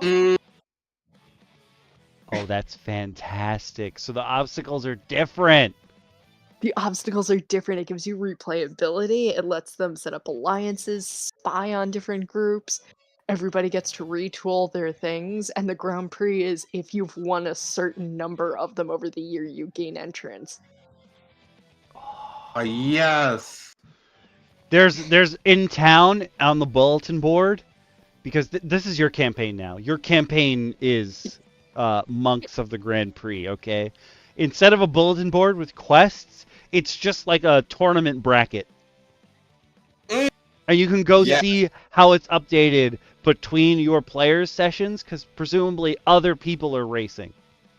Yep. I am so for this. Yep. I supposed to be a one-shot. We're like, whole campaign right there. This is why you come to the round table. More flavor than you can handle. The Colonel ain't got shit on us when it comes to the spices, okay? You heard it here first. The Colonel can't beat us. Talladega Nights, the D&D campaign. Yes. Ricky Bobby, the TTRPG. Say no more. Hear me out for Sandy Beach. Oh no, a sea turtle's crossing the road. Yeah. Okay. What if it's a dragon turtle is crossing the road? Okay. Danger just really amplified. He just needs to. He's just crossing the road because like he wants to get to the beach. This is like a peninsula. He wants to get to the beach on the other side. And he's just walking across. You're like, ah, he's so big. And if you hit him, oh, he's gonna slap the absolute hell out of your card. Yeah. Yep. Oh yeah, no, it's gonna be an absolute travesty. He's gonna slap the dog shit out of your car, and there's gonna be nothing you can do about it. No. Yeah. You're going to sit there and you're going to take that. Yep. You're not going to complain. You're not going to cry. There's no crying. There's no crying in Mario karting. In Grease Monkey karting. Grease Monkey karting, yes. I was thinking Grease Monkey karting. Even better than like the dragon turtle, like maybe whatever guild you are, your guild leader, it's kind of like a magic type situation where like one of the guild's leaders is a dragon. So like whoever your guild leader is some great creature and what have you. Maybe it's like a sphinx or something, and you find a way. You've worked it out so that based on who's doing the racetrack, like your leader is so big that they can give you like a shortcut that only they could do. Like I just thought of like a dragon tilting sideways and you using its wings as a ramp. Oh. To get to like the secret area for the specialty items. You know? There's so many ideas for this. There's a lot to work with here. I'm not gonna lie to you. And this is just so the entire race here, just 4 rounds. Round 1, jungle. Round 2, sandy beach. Round 3, volcano cave. You have to dodge the magma. Round 4, finish line in sight. That is the angriest monkey I've ever seen. Oceanside freeway leading back to the facility. Oh no! A small monkey is tossing banana peels on the road! This is great. Hey, Waz, are you telling me that when it comes to round 4, you're gonna hi Yamamoto and pull everyone's soul out so they crash so you can pass the finish line first? That is a genius strategy, I'm not gonna lie. Wait, I just realized this goes 1, 2, 3, 4, 6. Where did 5 go? Good question. It's like when you paint the pigs 1 through 4. 1, 2, and 4, and you release them all in the school. What are the chances? I know. That's it. I was like, wait a minute. I just heard this. Wait a minute. Yeah. Lacar's husband just did this. Just did this in our session on Friday. Oh, that's fantastic. Oh my god. Oh my god. High five that man right now. You tell him I said yes. We were fire armadillos, but it's the same idea.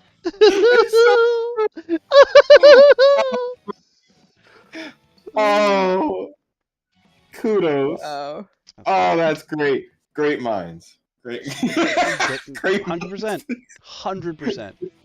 And the final ramp jump, do anything creative to seize victory as you cross the finish line? Well, we don't need a ramp because Awaz is gonna hi Yamamoto, and everyone's just gonna get their souls pulled out and they can't control their cards anymore. Victory is mine! That's one way to do it. This is also, though, when my boy Zip and Zap come out of nowhere. Yeah. Because they finally use their secret power, the Abuela's Chancleta, and they just to fix the bottom of their cart that was rickety, and they're just sliding down on the with the guy in the back holding the Vanzella's flag up that's just tattered and burnt. Wait. The line. Hear me out. Yes. Abuela was a giant. Their cart is her chancla. Yes, it's absolutely true. They have put the wheels on the chancla and they're just riding down. And as they get to the end and they see Awas, they pull up the front of the flap and they just slap.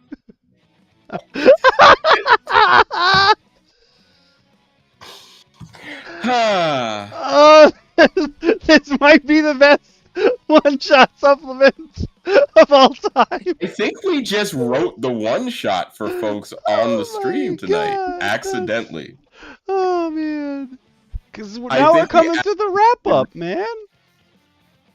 Well, shit. I don't want it to end. I think we all won. I think we did. I think we all won. We're all in first place. We're all standing on the podium. There's like not enough room, and we've like made a human. I almost said a human centipede. Don't say that. A human pyramid. No, not the human centipede. No, please. No. Pray no. Oh, we're making a human pyramid on the podium all at one.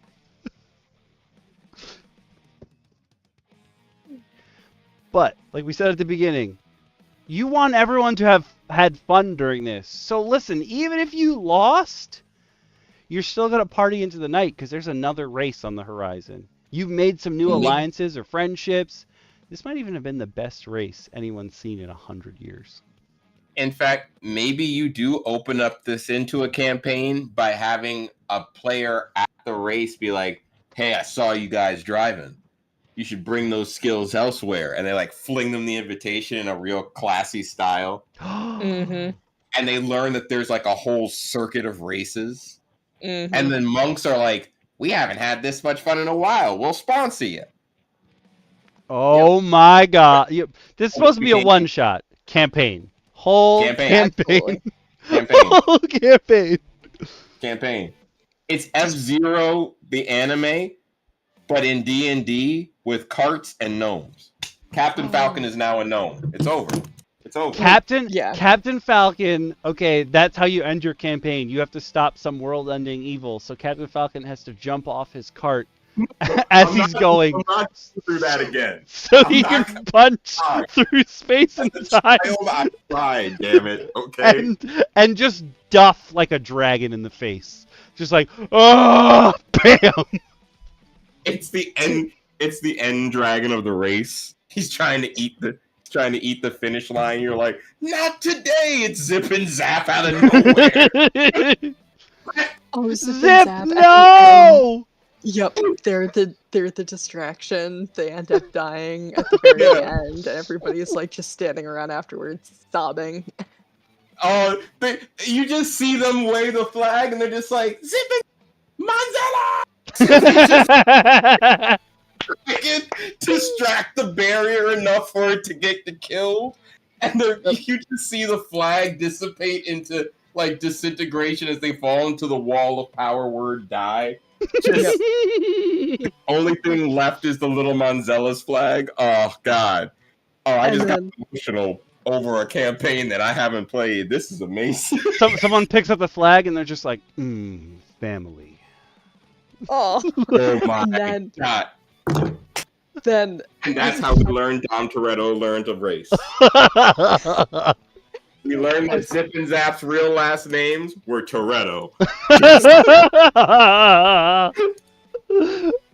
then as the epilogue, after everybody's like kind of come to terms with it, you guys are wrapping up and everything, you do the epilogue, and the epilogue is that somebody in like 100 years starts the race again.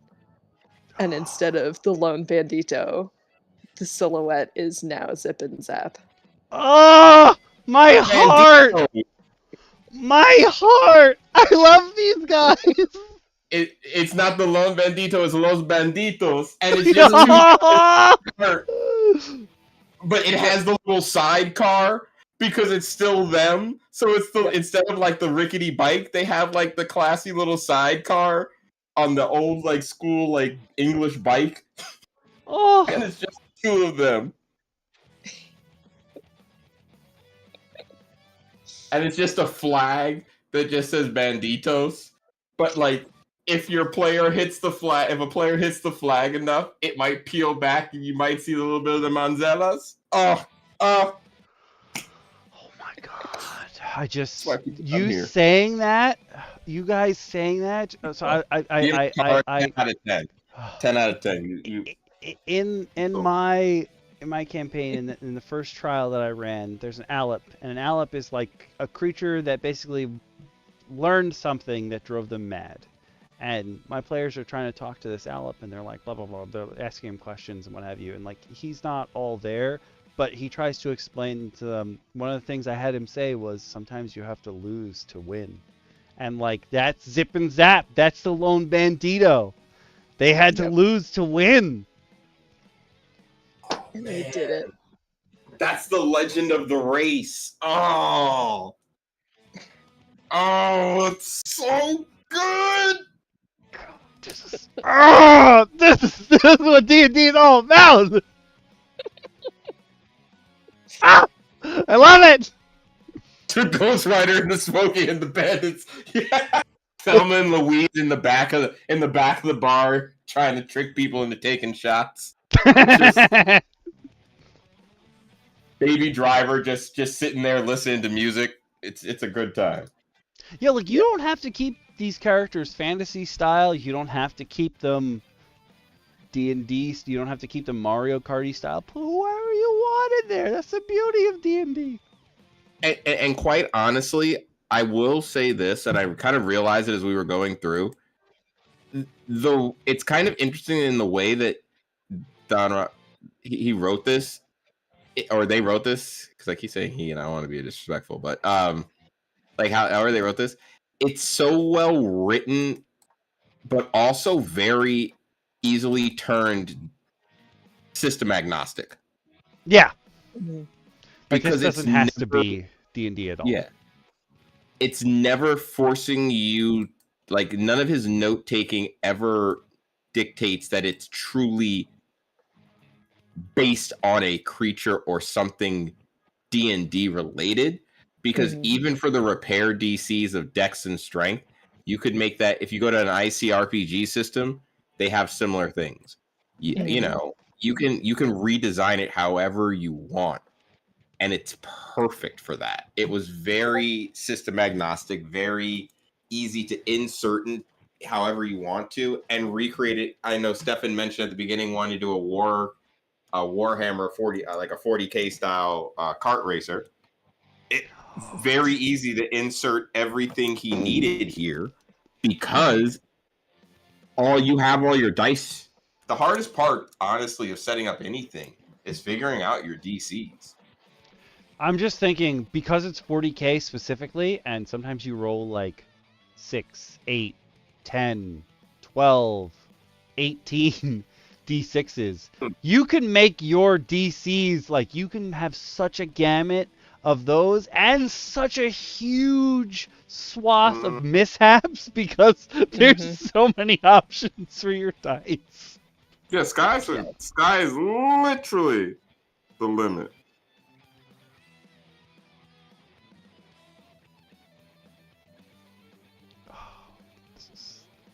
So good. This is a good choice. No, I think this was a winner. All I'm thinking of is the stupid meme where the guy who's in second place is like he like bursts open the champagne bottle and he's biting his medal, but he's in second place. And I'm like, I just want to be that guy at the top, because I feel like we all won tonight. Yeah.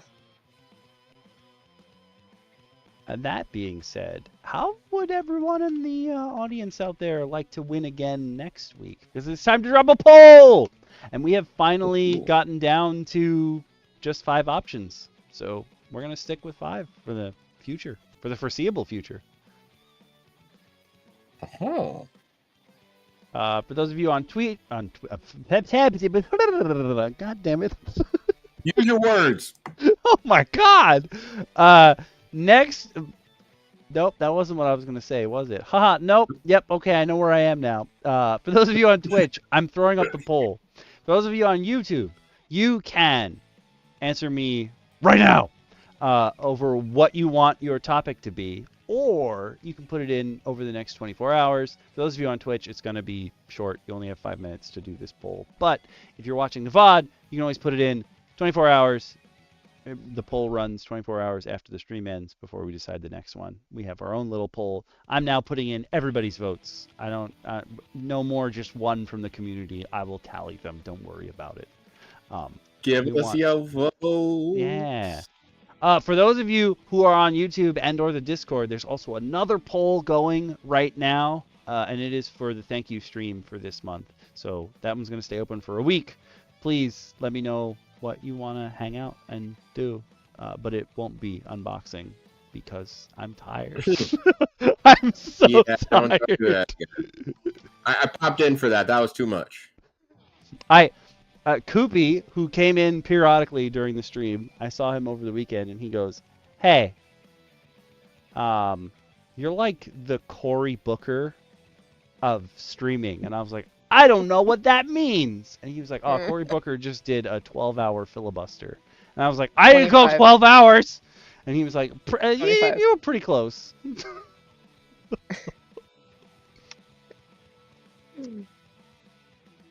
I got to put in options here. You're right. I didn't think of that. I should put in a shop command. That is a genius. Why have I not thought of that before? Oh man. Man. You're so smart. It's actually really smart. I have to figure out how to do that, but then I will do it. I do not remember how to change Nightbot stuff. I only remember that I didn't realize if you don't tell Nightbot to come into your chat, for like a year, he just leaves. So I had to re-add him to the chat. Hey, yo, Nightbot. Where you at? He's like, oh, what's going on, man? How you been? Wait, I don't have. Well, no, you still have to click 2 buttons. Damn, you're right. I gotta fix this. Hold on. Let me figure out how to do this. I'm gonna figure out how to do this live. I won't show it on the screen because I don't know what the login screen's gonna look like. But hold on. Nightbot, how do I get into you? That again. I feel like I'm just very like Grim always says, I hate the strings of words that only you put together. And he's right sometimes. I love it. It's just I can't stop myself from analyzing it quickly and being like and not noting the chuckle. I can't do it. All right, I got this. I know how to do this. I think. You know, okay, I'm going to say this because this is a safe space for me, for all of you guys. But sometimes when I open up like the URL bar and I start typing things, I'm like, oh no, what will people see in my things? Because I know from experience, not necessarily me, but I've heard many stories of someone who I think is still in the chat when they stream. Their search results popping up on stream, and someone else screen capping all the nasty websites they've been to.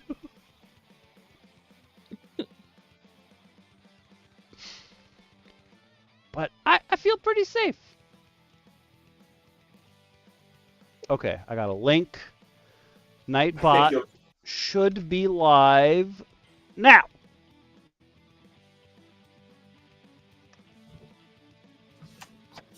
Did it work? Did it work? Did it work? Work? Work? Did it work? Did it work? Did it work? Work? Work? Bam! Yeah. There we go. Well done. Why is there a question mark at the end? That's a good question. Spend money? Question mark? No. Put an exclamation point. Yeah. Spend money? Yes. We support this. Support. Help us help Okami so he doesn't live in the demi plane of sludge. Wait. Does the uptime thing still work? Oh, it still works for Twitch. It doesn't work for YouTube anymore. Huh. I can start hitting uptime when I want to, like, make the timings for clips. I can just hit uptime and then read the chat. I'm thinking of stuff. Yeah. Make my life easier. Thank you.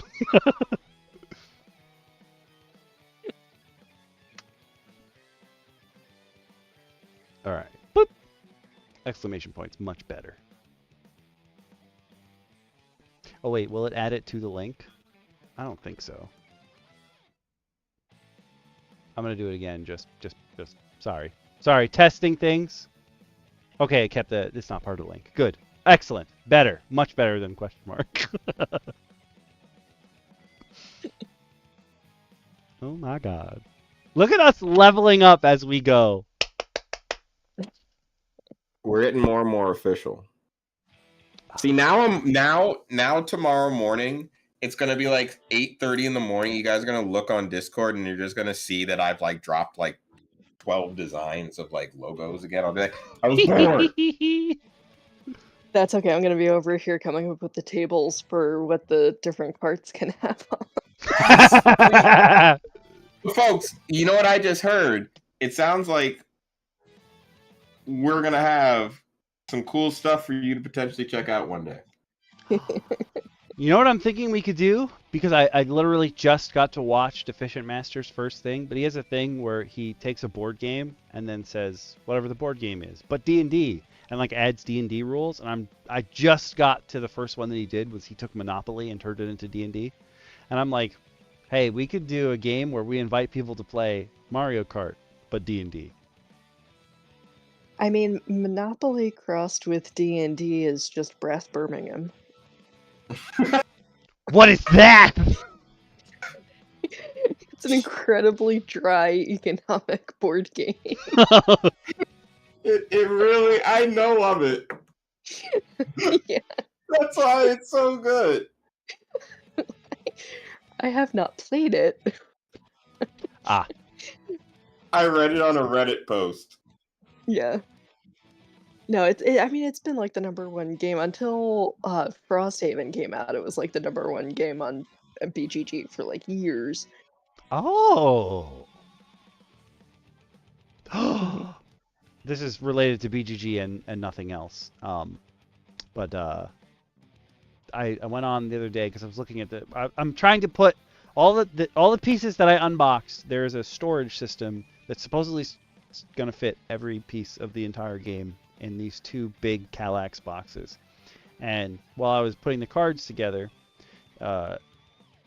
with the storage box, they included reprints, but they're corrections of other cards and stuff. So I had to slot them in. And as I'm slotting them in and getting everything ready, I'm like, yo, the villain cards go 1 to 98, and then 100 to whatever. It's like 146. I was like, where is 99? Why would you skip 99? And I went on BGG and this guy was like, there is no 99 card. And I was like, all right, cool. And as I was getting the box ready today, I was like, you son of a bitch, there is a 99 card, but it only comes if you buy this one specific mini that, of course, I bought because I have all of them. But I was like, you son of a bitch, you lied to me. I almost put them all in the box without 99. He hit you with careful consumerism. He knew. He knew how to get you. Oh. He was like, you know what? I'll get him. He knew what he was doing, Okami. Oh, you jerk. But yeah, if you didn't put in a vote in the Twitch poll and you want to, or you're watching this VOD later, throw it in. Again, the polls are only open for 24 hours. I'm saying this specifically because some very, very earnest person who seemed like they needed a friend entered a giveaway of mine on my second channel that ended like 3 years ago the other day. And I was like, oh, no, please, baby, no. Sorry. They left such a heartfelt message, too. I was like, oh, no, this isn't still open. It's been like 3 years. Oh.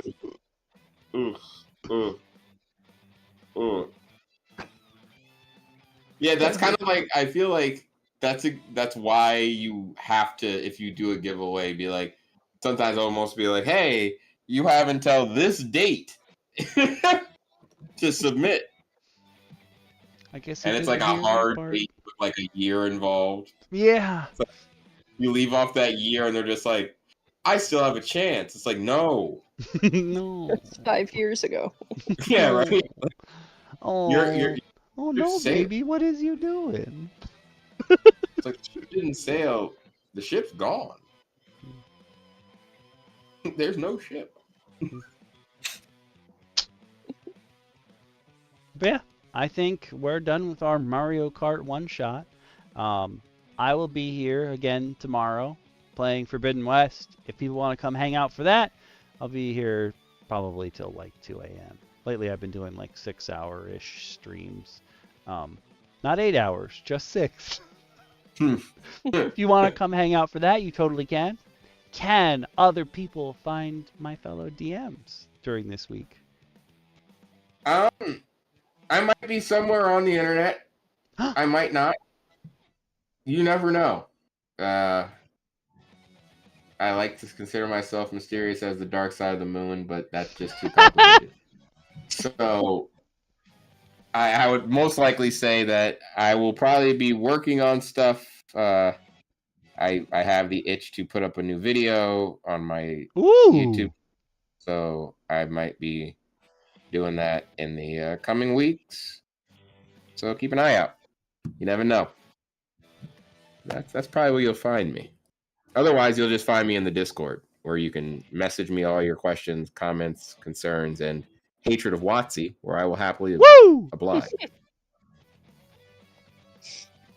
And if you want to get to DM Lacara, you have to get through her 2 bouncers, which are the 2 of us. Yeah. Basically, we'll ask for you. Okay. You don't find DM Lacara. DM Lacara finds you. DM Lacara is everywhere and nowhere simultaneously. If you shout to the stars, she may hear you. Okay. Schrodinger sits there and just goes, I'm scared. By the way, his cat lives with DM Lacara. Just so you know. Just so you know. No, it doesn't. Oh! That damn. Dog pride, baby! A, I'm a dog person. B, I don't believe in quantum physics. Double boom. She shut down Schrodinger altogether. This is why Well, I strongly suspect that Schrodinger was also a dog person, hence why it was a cat in the box. No, that's wholeheartedly exactly why it was a cat in the box. I believe he was thinking about it. He's like, why would I put a dog in there? That's cruel. Put a cat in. I'm not Russian. Yeah. Put a cat. Rip Leica.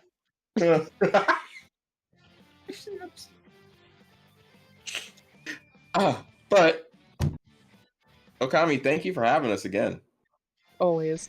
Thanks for coming, and thank you to everybody else out there. Ooh, since Nightbot is back here, I can re-add the one command that I remembered I had. Oh, actually, there's 2 commands that I will never forget of Nightbots. One is bye, which is just the send-off, and then the other one is exclamation point Skylanders, because sometimes I don't know what Skylanders I have. So I have to use the Nightbot command to find the file that tells me what Skylanders I have. Oh my god. It's very honest. But yeah, thanks everybody. We'll see you next week or tomorrow or sooner. Bye. Bye. Bye, Twitch. I'm waving. Nobody can see it. Bye, YouTube.